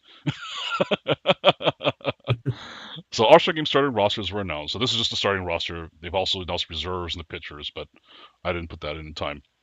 Um, I mean, because it's a fan vote, there's always going to be questions, right? Like, even as a Dodger fan, I question Freddie being here. Meadows has had a much better season. Max Muncy is kind of like an outside case. The one guy I'm happy to see for the Dodgers is Andy Pages making it as a starter. He deserved it this year.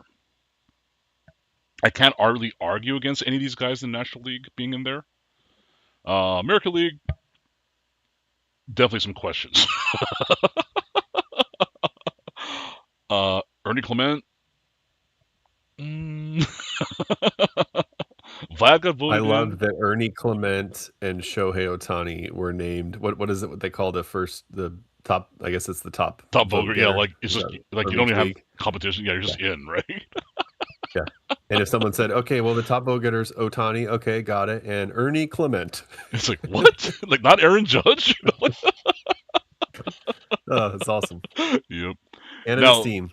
yeah, and at first base, Vlad also won pretty handily, from what I remember.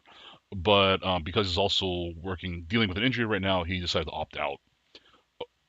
couple weeks ago he had said he'll still go, even if he knows he's not the best first baseman, and he really isn't anywhere close to being a first baseman in the American League. But he opted out, so Nick Kurtz is in. Again, deserve it for Nick Kurtz, right? I don't think anyone's arguing about that one. Nope. In a weird way, I like seeing Shea Langeliers in here as catcher.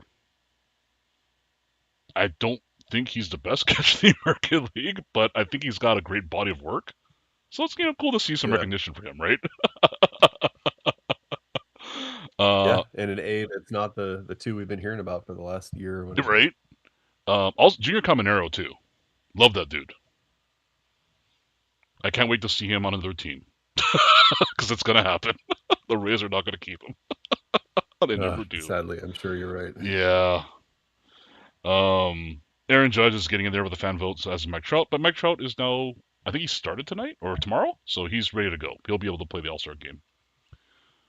Hey, I think yesterday was back in. He Was homered he on his okay? 15th anniversary of his big league debut. Has it really been that long? That's crazy. Yeah. I think because Otani brought in so many new fans who are haven't really watched baseball before like 2023 or 24. I think a lot of people Yeah. forget how good Mike Trout was in his peak years. Yep. I mean, That's this guy was a 100% true. shoe-in first ballot Hall of Famer 10 years ago.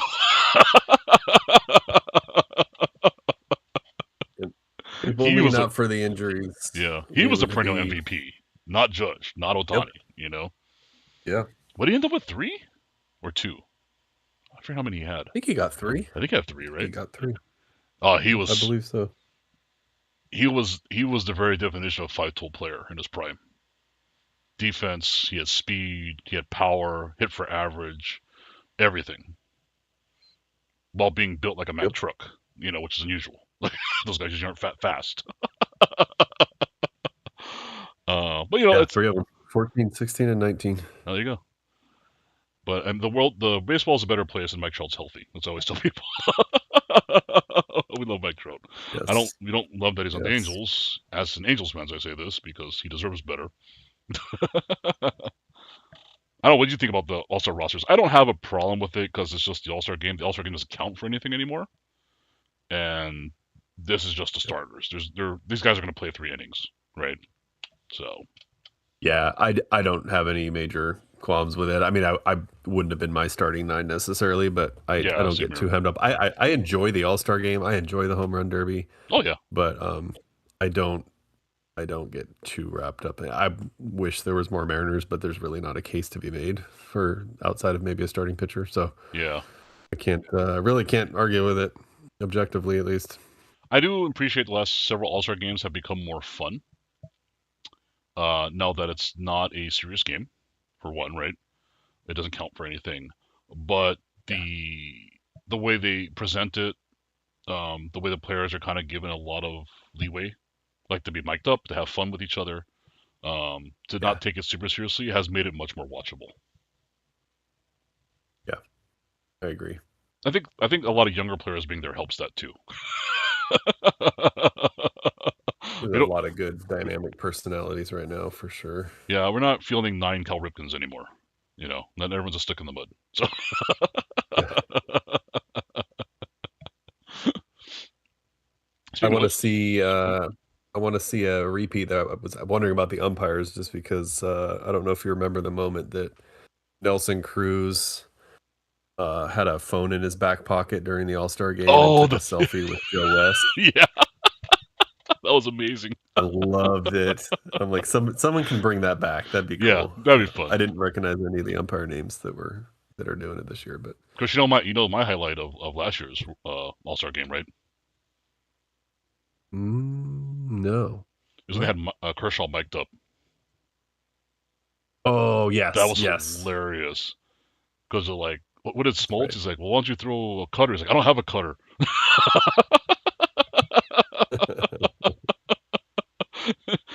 He's like, I'm gonna throw him with a fastball. It's like 89. He's like, oh, and then of course the funniest one, and it's all in fun, right? Was when he struck out Cal, and he's like walking to the dugout like that's right, suck it, big dumper. Yes, yes.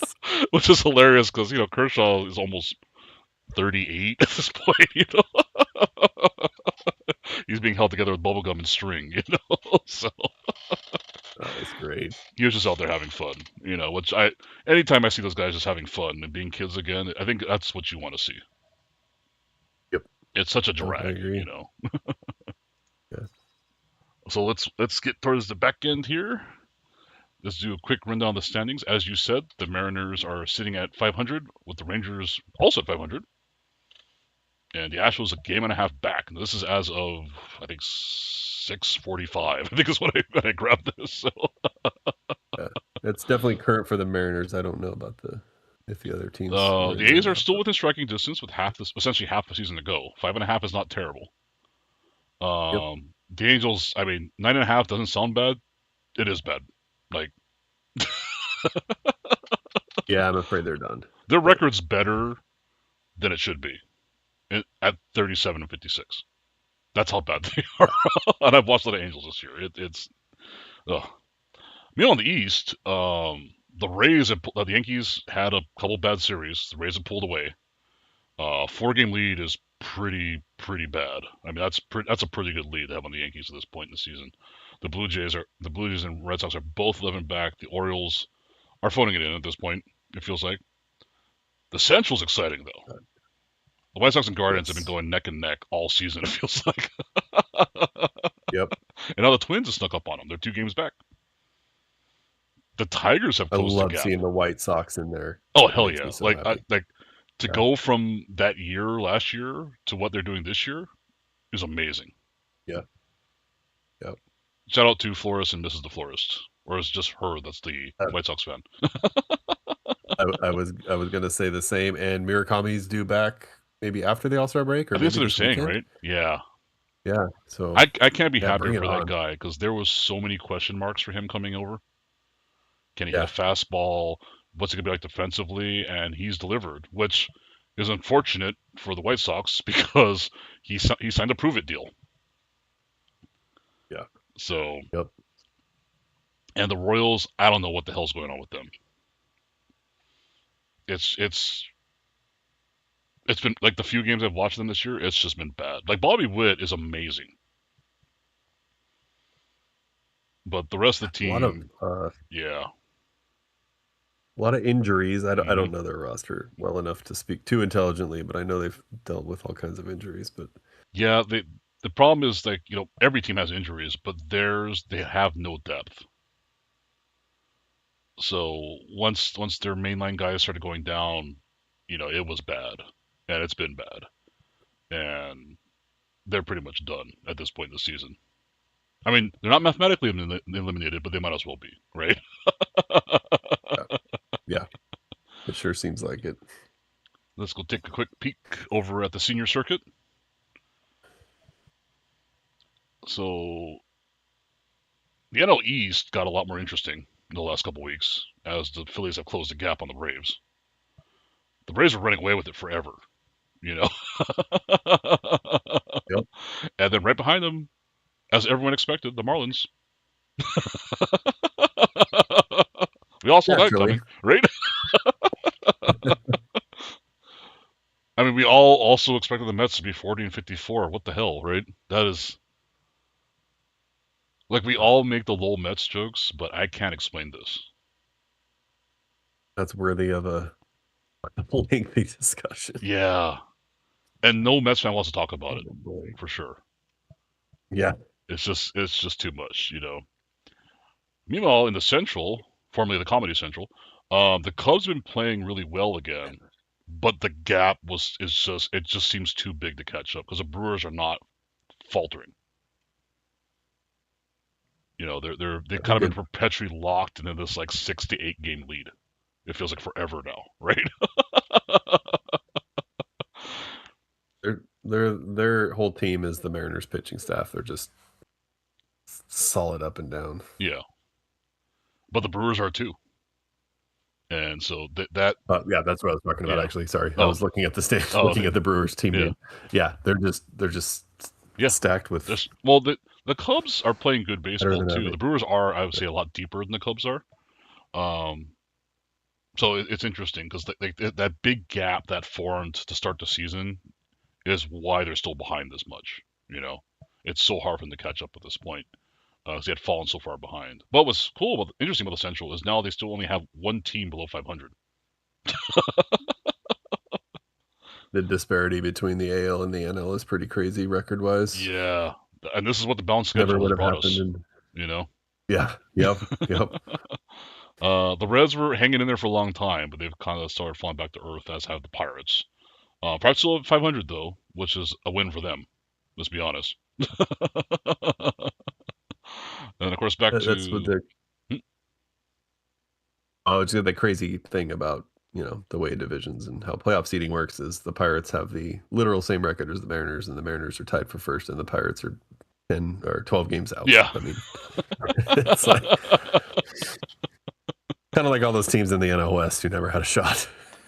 Well, I mean, the NL West was much tighter until like a month ago. The Dodgers and Padres are kind of neck and neck for first place the whole time. Diamondbacks kept sneaking in there in the second, and then back to third, then back to second. It's really only been the Giants and Rockies who have kind of been faltering all season until recently. The Dodgers kind of went on a tear. Um, the Padres losing both series really did not help them. And what sucks for Diamondbacks was that was their opportunity to jump into second place and gain some ground, but they also started losing. And I think they lost a series to the Rockies at that point. So it was like what everything that could go wrong did go wrong with them. They had a bunch of injuries to deal with. Um, they had a couple, mishaps with traveling and stuff like that. And the Giants, oh god, it's like like me and Kelly said last week, we hate the Giants, as a joke, right? Because Dodger fans. But it hurts to see what they're going through with their team. Between I think they got the to whole blow it up. fiasco over Pride Night, them whole team just underperforming, the thing this week with Logan Webb, I don't know if you saw that. No.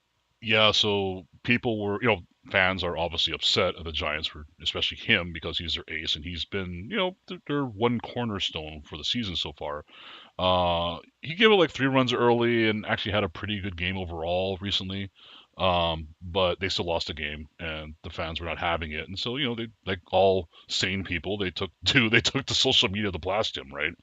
And he made the mistake of firing back. And so he And was, he pulled the classic delete my account, didn't he? yes, he did. Yeah.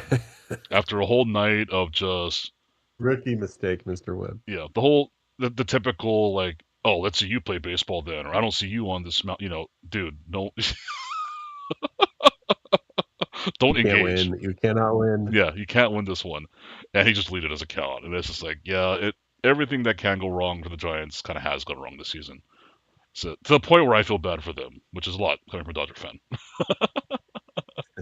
The Rockies, though, honestly, it's a bad season, but not terrible. By their standards, yeah. Yeah, And they've got some exciting young guys too. yeah, that's what we'll do. Like, you haven't seen this yet, I don't know, is Yeah. that we do the NL West mood check every week now. And so I have ranked the Dodgers. They're good, not great. Not a little above normal because again they still have injuries they're dealing with. You're still missing Glasnow, Edwin Diaz, Blake Snell, etc., etc., etc. um, they're feeling good. They're not feeling great. They're feeling good, right? Padres feel absolutely terrible right now because they lost their 2 series to the Dodgers. They really need to win those series to close the gap, and those are bad series, both of them. Like just they lost in the what is it called? They call it Padresing, right? They lost in the most Padres way as possible. You lost a 6-0 lead the first game, then you lost a 3-0 lead the second game, and it was just brutal. And I And think they yet got they shut out. destroyed my Mariners. Yeah. They took 5 of 6 out from us, I think. Oof. Well, it didn't really help them catch with the Dodgers, unfortunately for them. Apparently not. Diamondbacks we still have ranked as bad, not awful. They were awful a while ago because they needed to make that gap and they couldn't. They're winning enough to keep pace with the Padres, but they're out of the wild card. They need to turn it around. If either of those teams wants to make the wild card, they're going to have to go on a run at this point. Because the Padres don't play the Dodgers anymore. That's not an excuse anymore, right? I think Diamondbacks only have one 3-game series after the Dodgers this year, so you can't say, "Well, Dodgers beat us up." You got plenty of teams to do your job against. So Giants still listed as awful because it's just been awful.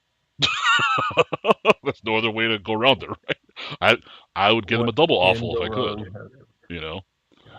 And people, and again, the Rockies we list as normal because this is what they expected to be. To be honest, they might even be overachieving right now. Their offense has been good outside of Colorado.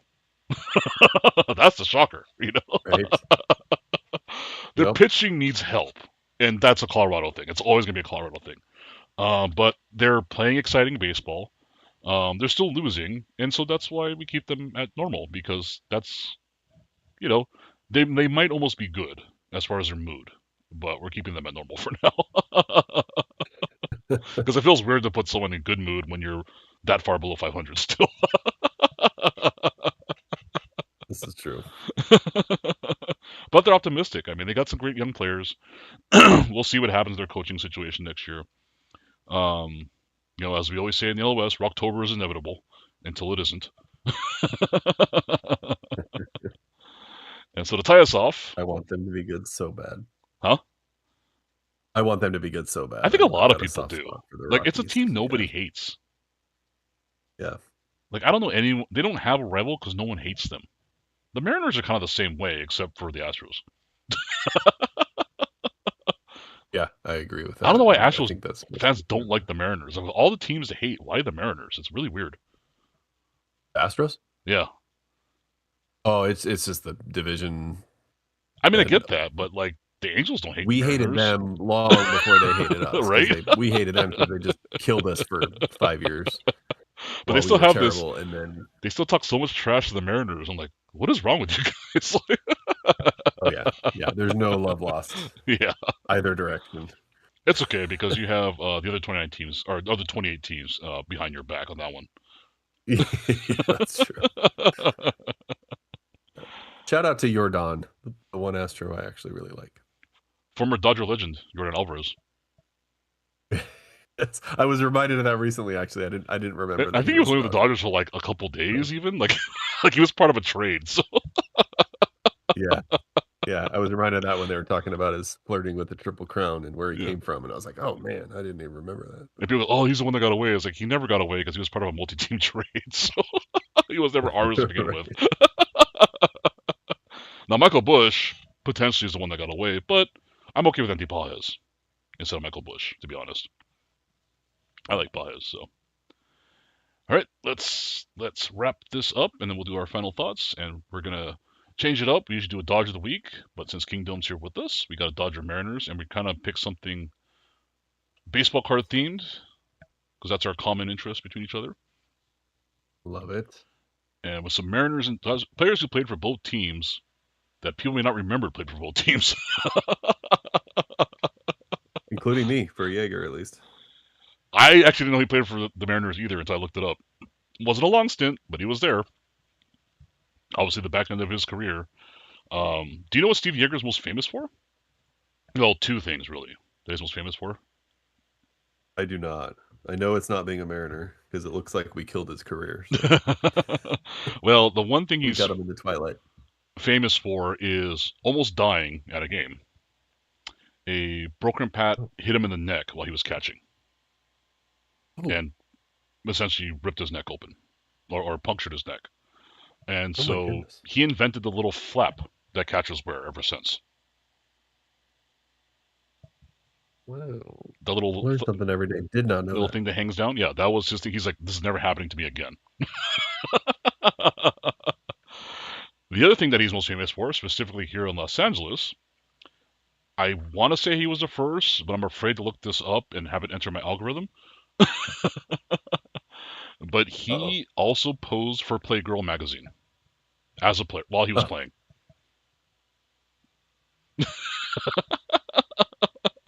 And that sounds very 80s. he signed a lot of copies of that magazine in the stands for women.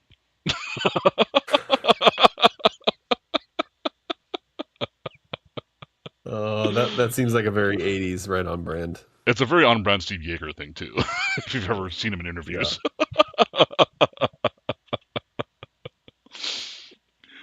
I mean, this is the same era that brought us the Kissing Bandit. So, Yeah, that's right. also an LA thing. The next one we both knew. This guy we both have, I guess, Oh fond yes, memories of being on our teams. Agent absolutely. Beltre. The man. For both teams, I think he's a big what if, right? Yeah, we had him for. I mean, we had him for a chunk of time, five Yeah. years maybe. Uh, he just his offense took off once he left, but Yeah. um, I think he was better offensively with the Dodgers and the Rangers than he was the Mariners. But defensively, he was incredible for us, Oh yeah. He and like, was not terrible at the bat. Just wasn't what we saw with the Rangers. and that was kind of the thing the Dodger fans too. It's like he was never terrible with the Dodgers. So it's kind of like, why would you get rid of him? Right. Like you could see him improving year over year. But that was that era of Dodgers baseball. There's a lot of big mistakes that happened in that era. So it's Yeah. part of a minutia of bad mistakes. But yeah, he's in the Hall Yeah, of Fame now. fun guy too. Just fun to root for. Oh yeah, I mean the whole head touching thing is still funny as hell to me. Yep. Yep. It's like he really loses it with that. Yeah. Yeah. I thought it when I was a kid that he was just acting, or not a kid, but younger. Like, oh, he's just playing it up for laughs. No, no, no. He's practically punched people because of Yeah. teammates, even coaches. Yeah. Don't tell anyone your weakness. That was Right? the mistake you made, or your fear, or your Yeah. dislike, or whatever. Yeah, they're going to exploit that. I think every team has a highlight video of him like snapping at someone for touching his head. Yeah. But yeah, he was a great player. I was really happy when he made the Hall of Fame. I mean, he had such a long career too, right? Mm-hmm. So kudos to him. And we Yep. follow this up with another Hall of Famer that people don't really remember him for being for either of our teams. No, for sure not. Ricky Henderson. Mm-hmm. I actually never knew he was a Mariner until I looked this up. It was at the very end for sure, or second to last team maybe. I think he went back to the A's at the very end, but Yeah, I think. I have a fond memory. He was only here for a year, but less than a year. But one of the a seat I would not typically sit in. I have no recollection of how I got the tickets. I certainly couldn't have afforded them if I had to have paid for them myself. But we were sitting along the third base line, like a couple rows off the field, Hmm. and we saw Ricky steal third. Oh, nice. And of course, at that point, he's already the greatest of all time in his Oh, words. yeah. So I mean, it was we saw Ricky Henderson steal a base, and it was like right in front of us. It was pretty sweet. Well, so his last team was the Dodgers. That's how I remember him. Oh, his last team was okay. Yeah. I thought, or maybe he did a ceremonial last thing with the Yeah. A's or something. But, Yeah, I think he did like a 1-day contract kind of thing, But that makes sense. looking it up, yeah. So in 2000, he was a Met first in that season, and then he became a Mariner after that. Yep. 01, he was with the Padres. 02 with the Red Sox, and then 03 with the Dodgers before he retired. Yeah. At the age of what? 44. 44. Yeah, Okay. that's a career, man. Yes. 25 years. Run. Oh, he was still fast as hell. Yeah. Yeah. I mean, not his 30-year-old fast, No. but fast. And he only played like 30 games in this last year. He was injured a lot. Yeah. He age had caught up with him for sure. But it was Yeah. that was the Dodgers of that era. If you didn't follow them, like we had Ricky Henderson his last year. We had not Sean Briggins, Garrett Anderson in his last year. We had Nomar Garcia-Parra in his last years. It just kept citing these guys who are about to retire. Yeah. As effort to sell tickets and maybe get some veteran leadership on the team, but it never worked out in that era. Well, I mean, they did make the NLCS one time, but it was an interesting era. But yeah, those are three names that I did not instantly think of having played for both of our teams. I remember Beltre. I would have Beltre, I struggled did with remember. Jaeger. I would have straight up not gotten it. Yeah, all, Jaeger, I did not know. but I Henderson, really thought about Ricky. I might have gotten it, but yeah. Ricky, I didn't know because again he was with the Mariners for half a season. Well, a little more half a season. Let me see, what was it? He was with the Mariners for no, more than that. 92 games out of 162. yeah, The rest of the time was with the Mets. Man, what a career! those Like are him and Nolan Ryan have to be studied. longevity. Yeah, like they both were such physical players. To last as long as they did is just mind-boggling in modern Yeah, can you standards, right? imagine that in today's game? Yeah, Yeah, I mean, most pitchers have at least one Tommy John before they even make it to the big leagues. yeah, Nolan Ryan went until he was like 42 with 0 Tommy Johns. it really is crazy. And throwing heat is crazy. Yeah. And Ricky, had some injuries, but I mean, the guy played till he was 45 or 44. Yeah, And again, like you said, he wasn't the speediness or the speedy Ricky Henderson remember, but it's not like he was terrible. He was always a he's threat. still one of the faster guys on the team. Yeah. So I always loved was like his Oakland years were always my favorites because those years I remember him. Well, of course, that's when he stole the most bases in a season. But he also was he hit so well. Yeah. That was made him devastating. It was like because we see a lot of speedster guys come to the league like D Gordon. But like the speed is nullified by the fact they just don't hit that well. They can't get on base to steal the bags. Yeah. That's why I always make fun of Dave Roberts because he was that guy. Dave Roberts was a speedster, but he didn't hit that well. Yeah. So yeah, I can tell people all the time like the league is littered with players like that have one tool, but it's not enough to keep them in the bigs. Because I hear that argument all the time when you have like an outfielder who is really underperforming with the bat. People go, oh, but his defense is great. And I said, the league is littered with guys who have great defense but can't hit.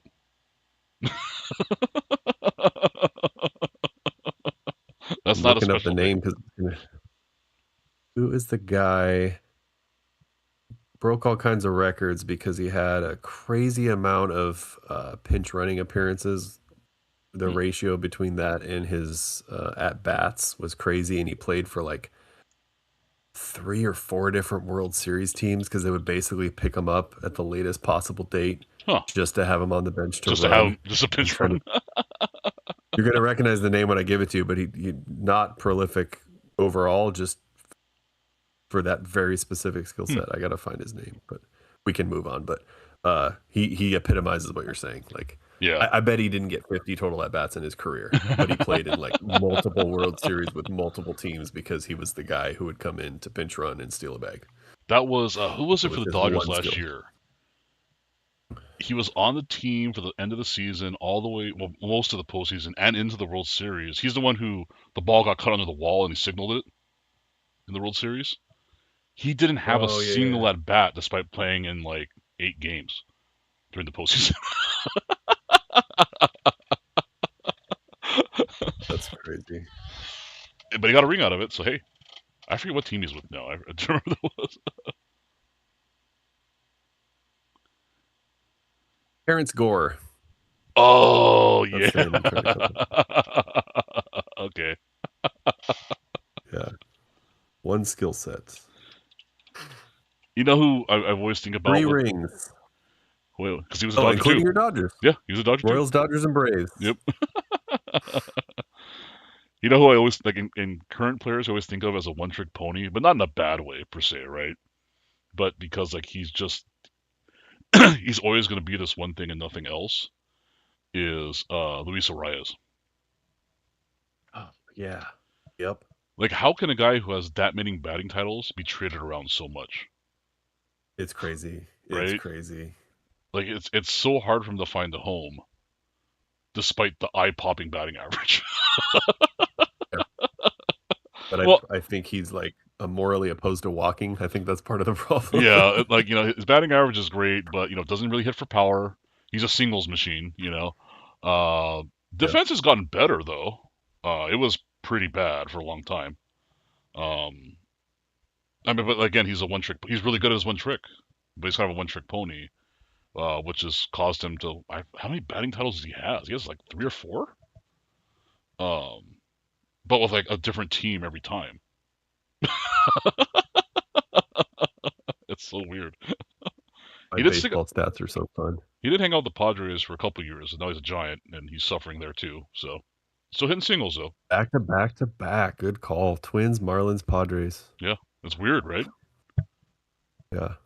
That's like Although one of those baseball footnotes that'll live on forever. the weird baseball evolution of two of those three, he hit 316 and 314, Hmm. which won him a batting title, Yeah. which never used to happen 20 years ago. Nope. And then in one of them, he hit 354, which is a little more what That sounds more reasonable, we right? saw 20 years ago. Yeah. That with modern baseball and I think averages across the league are down right now is what they were saying, which I believe just looking at games in general, except for like the random shellackings you've seen this last couple weeks of certain teams. Like was the Cubs and Padres? What was that sequence?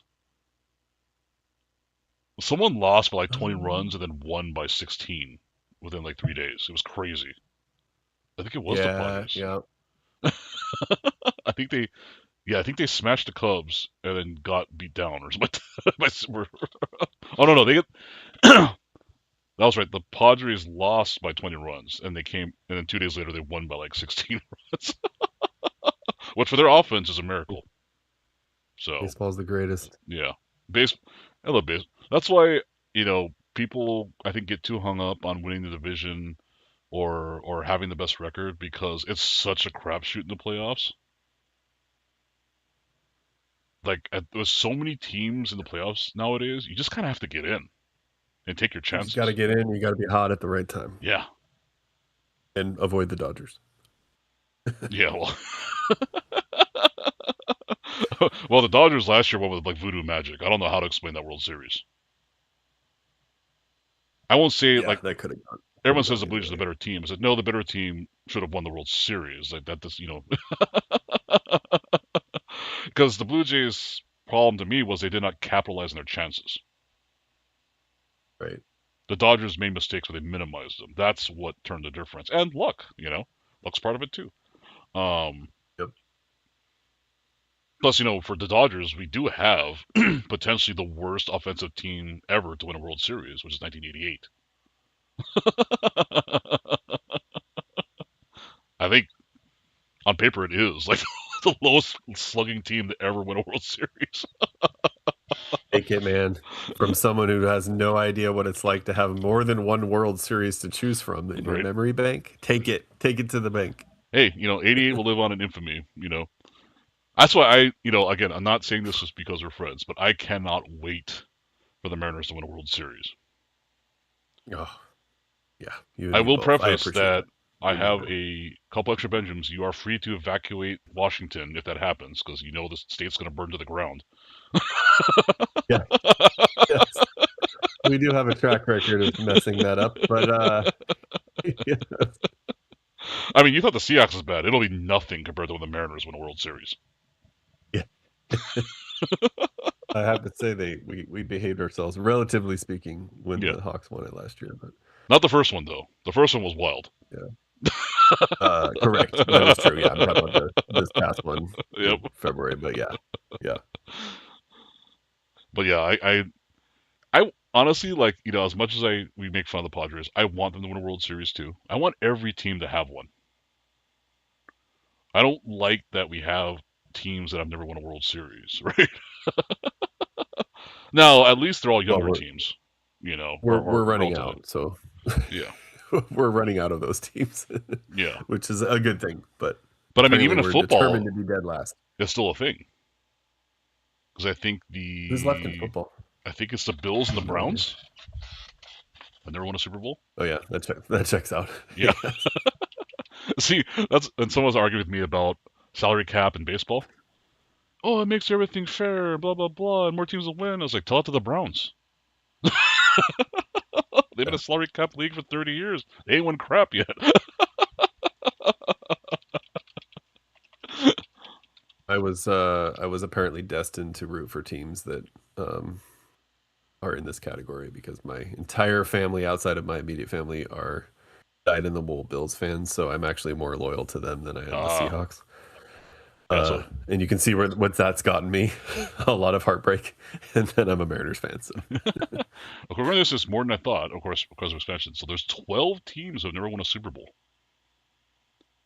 oh wow, Bills, but how many have not appeared in one? That's the yeah, that'd be a different one. But number one is the Bills, the Vikings, the Bengals, the Panthers, the Falcons, the Cardinals, the Chargers, the Titans, the Browns, the Lions, which I should have known, the Texans, and the Jaguars. So a lot of newer teams in there too, mixed in, or expansion teams.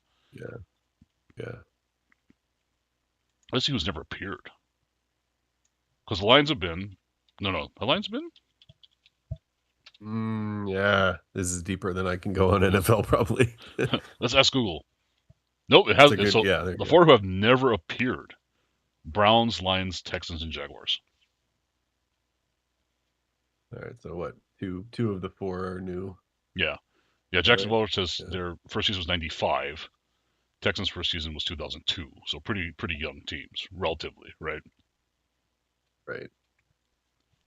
Lions, though, and the Browns are much older than that. Now, the Browns have pre-NFL championships, right? So, if you want to count those. But that's when there was like 8 teams. A little easier. Yeah. Well, that's like in hockey. That's what they always make fun of the Canadiens. Like, oh, we have the most Stanley Cups. Like, yeah, when you won most of those, there was only 6 teams in the league. Yeah. A little easier back then, you know? I used to be able to use that argument when I'd get flack for Mariner fandom. Like, well, how many rings? And 20 years ago, it was a little easier to be like, well, yeah, but you can only count the rings since the Mariners came into existence. Or I always tell people, it's like, how many rings did your team win in their true, first 30 years? Yeah, well, even for the a lot Dodgers, of it'd them, be a fat donut. my argument. Yeah, Dodgers went from 1881 to 1947 before winning a World Series. Yeah. So, Seems like the Marlins make the rest of the expansion era look bad. Yeah, I mean, I don't know. It's at least for the Mariners, I feel like the suffering hasn't been as bad as the Padres, though. Well, I can't be objective. I feel like we can claim the worst. A little less true now because now we're in an era where we actually are decent and we're fun. But Well, just I think a few short years ago. Yeah, I don't know. For me, feel it's we like I could feel like expect the that, right? Mariners, especially the fan base, has always been more upbeat than the Padres fan base. Because the Padres kind of have like the Mets curse thing going on. Like it's not just being Yeah. bad; it's just crazy things happening to eliminate them from their chances. Yeah. Like you guys didn't go 0 for 29 in the postseason, right? This is true. You didn't go 29 This is scoreless true. inning to get eliminated after winning the first 2 games handily. That's a thing that eats at you. Absolutely. But it'll happen eventually. It feels like the pitching core is so young, right, and so good. I hope your boys get called up and do well because that's the missing piece for me. It's been the offense for years now. Yeah. Last year was our first look at like, hey, look, when they have offense, look how far they can go. Yeah, our window appears to be wide open for a decent amount of time. Of course, I don't want to count on all the prospects because you never know what'll happen. But Yeah. We're churning pitchers. Like we're probably going to lose 1 or 2 of our guys in the next year or 2. We're not going to be able to sign them all. Yeah, that's inevitable for every we've team. got reinforcements right behind them. So Yeah. we should be able to keep this window open, but we got to capitalize on it. It's just getting that. We got to break through. It's like, yeah, like it's just that 1 or 2 offensive pieces. Either they need to play better, like Julio turns it on, Cal goes back to last year's Cal or something, and maybe 1 or 2 other guys, right? Just I'm not saying they have to bat 400, but start scoring more than 2 runs a game, right? Yeah, that would help. That would help. Like get back to league average because your pitching's well above league average. Get back to league average for scoring. You're gonna win a lot of games. Yeah, absolutely. So that's the key. And honestly, the division is so winnable. You know, Yeah. it Oh, takes it one hot 100% is. run and you guys are locking the playoffs up, locking the division up. Yeah. Just one hot run is all you need. Because that division Yep. just no one wants to win it. That's certainly how it looks now. We have in recent times turned it on after the break, so here's to Yeah, I that feel happening like again. the second half this year is going to be absolutely crazy. I don't know why I feel that way, but I feel like there's so many teams that are like on the edge of breaking out. Not just your Mariners, but I mean like the Cubs, right? Like they can go on an epic run potentially. Yeah. Um, who else is there? Like you know the what do you call it? I'm brain farting now. In the Central, there's a bunch of teams, right, that could just go on these Yeah. crazy runs in the back half. The Guardians, that's what I was thinking of. You know, Yeah. that division almost feels like it's the White Sox to lose at this point, because they have the most kind of potential if you look at it that way, especially with guys coming back. But I feel like the Guardians could go on a run out of nowhere. The Twins might be able to make a run. Um, West is really tight. The East, it's pretty much Yankees Rays, so you don't really have to worry about that. And the NL, like the The, Phillies can make a run too. They're good enough. The Marlins could also like come out of nowhere and make a run. You know. the So trade deadline is going to be fascinating oh because yeah, with so many teams in in the range of the AL at playoffs. least, there's like, yeah, there's some tough decisions to be made by some teams that are mathematically in it, but they're going to have to decide. And then of course the looming lockout Yep. uh, probably plays into it monetarily. So yeah, it's going to be interesting to see how those goes. Well, It's that's why. Scooble and Oh yeah, Joe Squibble. Ryan. Yep. If the Twins decide they're not in it, yeah, it's going to be interesting. The Padres are an interesting one too because they're still at 500, right? They still have a shot, but remember they have new ownership coming in, Yeah, and that's the right. and the potential lockout next year. So it's like, even if they're in range, do they just dump payroll? I mean, it's who knows, right? Because they have a lot of top-heavy contracts, Machado, Tatis, and Xander Bogart specifically.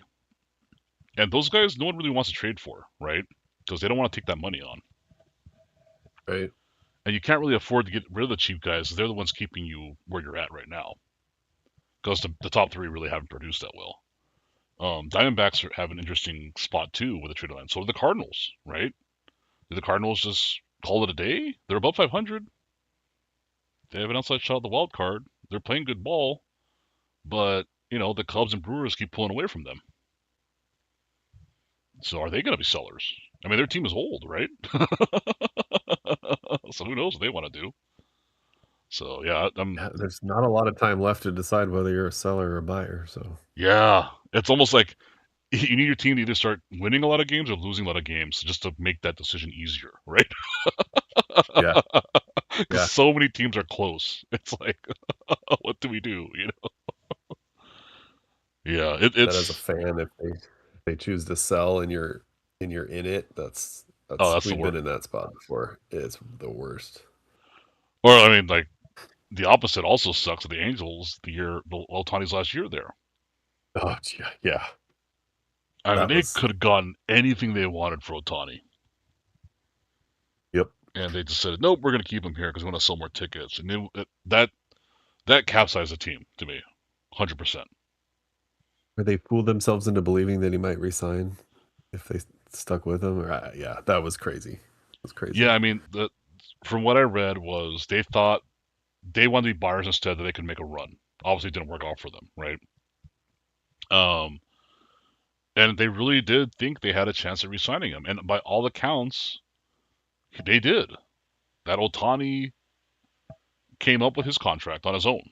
Like people blame the Dodgers, but he made that offer to every team. The Giants had that offer, the Blazers had the offer, and he offered it to the Angels. Said, if you match this, I'll come back. And Artie's like, nope.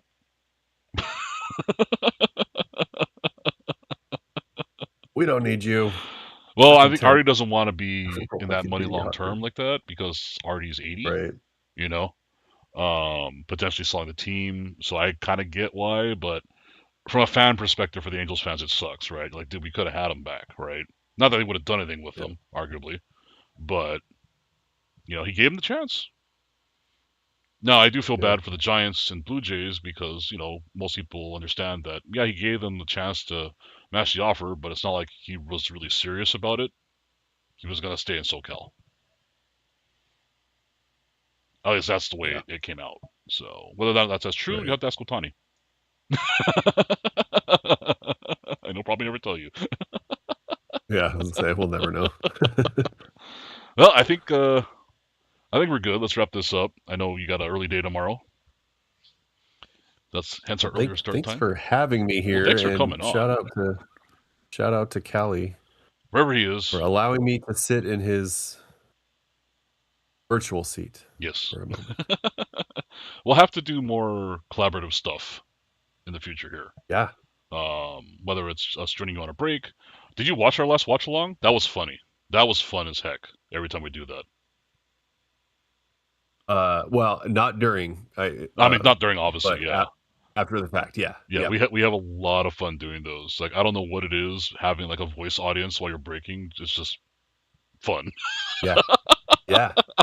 No, I'm all for that anytime. It'd be chaotic My to biggest do during your break. Like, if you had a voice chat open, that would be a bit much, I think, because you'd have like 15 people trying to talk to you at the same time. yeah, that can be tough for sure. And then my barrier sometimes too, and I don't blame anyone, including you guys, that it doesn't always work out, is because I sometimes just have to schedule so last minute. So Yeah. um it's sometimes hard to tie myself down to a date Oh, and no time. problem. And then the unpredictability of when something's gonna fill and all that stuff. Oh, yeah, for sure. But no, I always enjoy anytime we can do that. And you've Oh, jumped on voice for a couple breaks now, you just which reminded is always me fun. So something that is predictable. Let me look up the schedule really quick. When do the Dodgers play the Mariners this year? that is a great question. Maybe I we should should try. know this, but I don't. Maybe we should do. Oh, it's coming up soon. End of this month. The 28th, the 29th, and the 30th. What days are those? Okay. Midweek, Tuesday, Wednesday, Tuesday, Thursday. Wednesday, Thursday. We're gonna have to do like a watch along together or something. That could be fun. Right? We'll have to figure that out. Although, if last September is any indication, it'll be a lot more fun for you than it will be for me. But Well, it's at Dodger Stadium this time too. yep, that's So right. they'll be here in LA, so it'll be interesting to see how they handle the the local weather here. The last time when you guys were in town in September, I was at one of those games, but we'd already both teams had already clinched, so it was kind of a Yeah, kind of a I just weird kind of a weird feeling. well, it kind of But sucked because like I won't say that the Mariners rolled over and died on those games because they already clinched, but it felt like they did. it did feel like they did. Yeah, they didn't Whether really they put up were much of a trying to, I fight don't that know. series. I was like, wow, like I expected because we were like I was joking. It's like, can we just throw meatballs to Cal? Like, like just hang every pitch to him, right? These games don't count. That's all we Yeah, wanted. that's all I. Yeah, he was Even so the Dodger fans close. like, come on, Yeah, let's just hang every curveball, right? Just throw BP to Cal Raleigh. I mean, he doesn't want that because you want to hit a real home run, right? You don't want to be gifted anything. I'm sure. And right. the pitchers like Robleski was pitching then, he was competing for a roster spot, stuff like that. But I really wanted to Yep. see him do it. Like, dude, we got 3 games. We're gonna throw our garbage pitchers out there. Let's do this. Yeah. You're gonna get a lot of Robleski, Emmett Sheehan, all these guys that no one's ever heard of. Now they ended up being good eventually, anyways. But at the time, they weren't like known guys.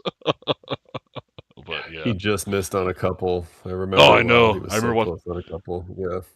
even Dodger fans like, oh, dang it. Yeah. Warning track power for the series, if I remember Yeah. correctly. They're saying Yeah. he's just tired, man. You can't hit that many home runs and not be tired. into the season. And of course, we're not wanting them to do anything crazy, Yeah. even though we want them to see the And record. But we again, need you to get ready know, for the playoffs. the part that gets discounted and why I thought he gets MVP last year. I mean, as a catcher, come on, and a switch hitter, ridiculous. Like catching does not get enough credit for how tough a position, like physically tough that position is. Yeah. And he catches more than, well, caught, I should say. He hasn't this year. He caught more than most catchers, too. Yeah. He was right up there with Perez's peak and, catching a lot of games. Well, that was my favorite crazy stat for Will Smith last year was the World Series. It's the most innings ever caught by a catcher in a World Series ever because we had 2 extra inning games, one going to 18 innings, and he caught every inning. Yeah. I'm like, your knees have got, at the end of the season, I'm surprised you could walk after that. That's rough. That's rough. Well, God. What was his injury? This current injury? What was his injury this year? Yeah, his injury right now is a weird one. So it was first reported that he woke up funny and had a crick in his neck, right? So they really said, okay, he'll be out for a couple of days. Play it day by day, he'll be fine. And it just hasn't gotten better. Whatever, he might be a pinched nerve or something for all we know. So it is. I wonder. A question for a medical doctor, but I wonder because both our guys are struggling injury wise, and they both caught a lot of innings last year. What the relationship is exactly? Yeah, exactly. Like I said, catchers, and they both get beat up. Like as a catcher, you take foul balls. If you're playing against Marcelo Zuna, he hits you with a bat by accident, quote unquote. And they're just getting beat up, and they're crouching the whole time. And it's a mentally draining job. It's a physically draining job. I always love catchers. Like they're the toughest players in baseball for a reason to me. Yeah. That's why catchers that can hit are so special because you don't get a catcher for offense. You get a catcher for his defensive abilities. I think that's especially true now. Yeah. We look back. And I don't have the data in front of me, but we look back on Piazza, for example, and he was obviously an offensive force. Yeah. But you look back on his catching skills, he wasn't that great. No. But I don't think that would fly that in this day. He'd get moved. He'd get moved to DH or first or something. Well, now I wonder how much ABS changes that. Now that we're starting to kind of take framing out of the equation. Yeah. Like you still have to be able to block though. So. Like you still gotta call a good game. You still have to be able to block the plate. Not like block it as in block the plate from a runner. I mean like when balls bounce off the plate, right? Like that takes skill and knowledge and catching. The catcher should call the game, not the pitcher. Yeah. Just a little dig on your catcher. Well, I mean most Wasn't of that the deal with rushing? Yeah, that was rushing. No, that one was weird. So he called the pitch. Ohtani, it's a two-way communication on the pitch comm, and he called back a different pitch. Like he shook him off and said, "I want this," and then rushing brain farted and set up thinking it was the first pitch he called, not the second one. That's where they got into it because it ended up being a pass ball and Ohtani gave a run, which he's trying to chase a Cy Young this year, right? He's not getting at this point, at this rate, but he wants to. But that was rushing is a weird guy. Like I get every team has those guys once in a while, the hothead types. Yeah. It's a weird look for this team specifically because everyone's so chill, quote unquote. It's a very mellow team. Everyone seems to be friendly. But I mean, we had Walker Buehler who was the same guy, and of course, I don't know if you know this, but we joke about it's something about guys from Kentucky. Buehler's from Kentucky. Will Smith is from Kentucky. Dalton Rushing's from Kentucky. And they're all kind of interesting. Yeah, like Will Smith is not demonstrative, but he's a known crap talker. And he's a hard ass, right? Like a lot of people have said that about him. And it's a catcher thing though, right? Right. But I'm like, and Walker Buehler was, demonstrative and screaming and cursing up a storm. Dalton Rushing's kind of like, is this a Kentucky thing? I don't know what that's all about. They all played in Kentucky for college, or grew up there. There's got to be something there. There's something in the water. I don't know what it is, man. Yeah. really need to figure out and get these guys to mellow out. You know. Yeah. But all right, let's tie this one off. Whoever caught it, we had a couple guys who jumped in, didn't really chat, but they were watching us. So thank you everyone who watched. You know, this will still be live or for rewatch later. Hit us up with like and subscribe. Thanks once again for Kingdome for joining us. If you guys are interested, we have a link to Kingdome's channel on our YouTube profile as well. Go check them out. Lots of cool stuff. And you know, I will say as as a friendly gesture to end this stream, go Mariners.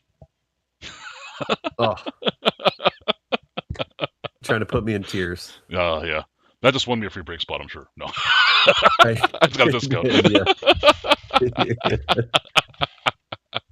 I appreciate it, man. Sincerely, just being on here and other stuff we've been able to do together. Oh yeah, thanks for coming, man. We'll do more. It's awesome. the fun's just starting. And we got card swap too. We got to bring him into our shenanigans.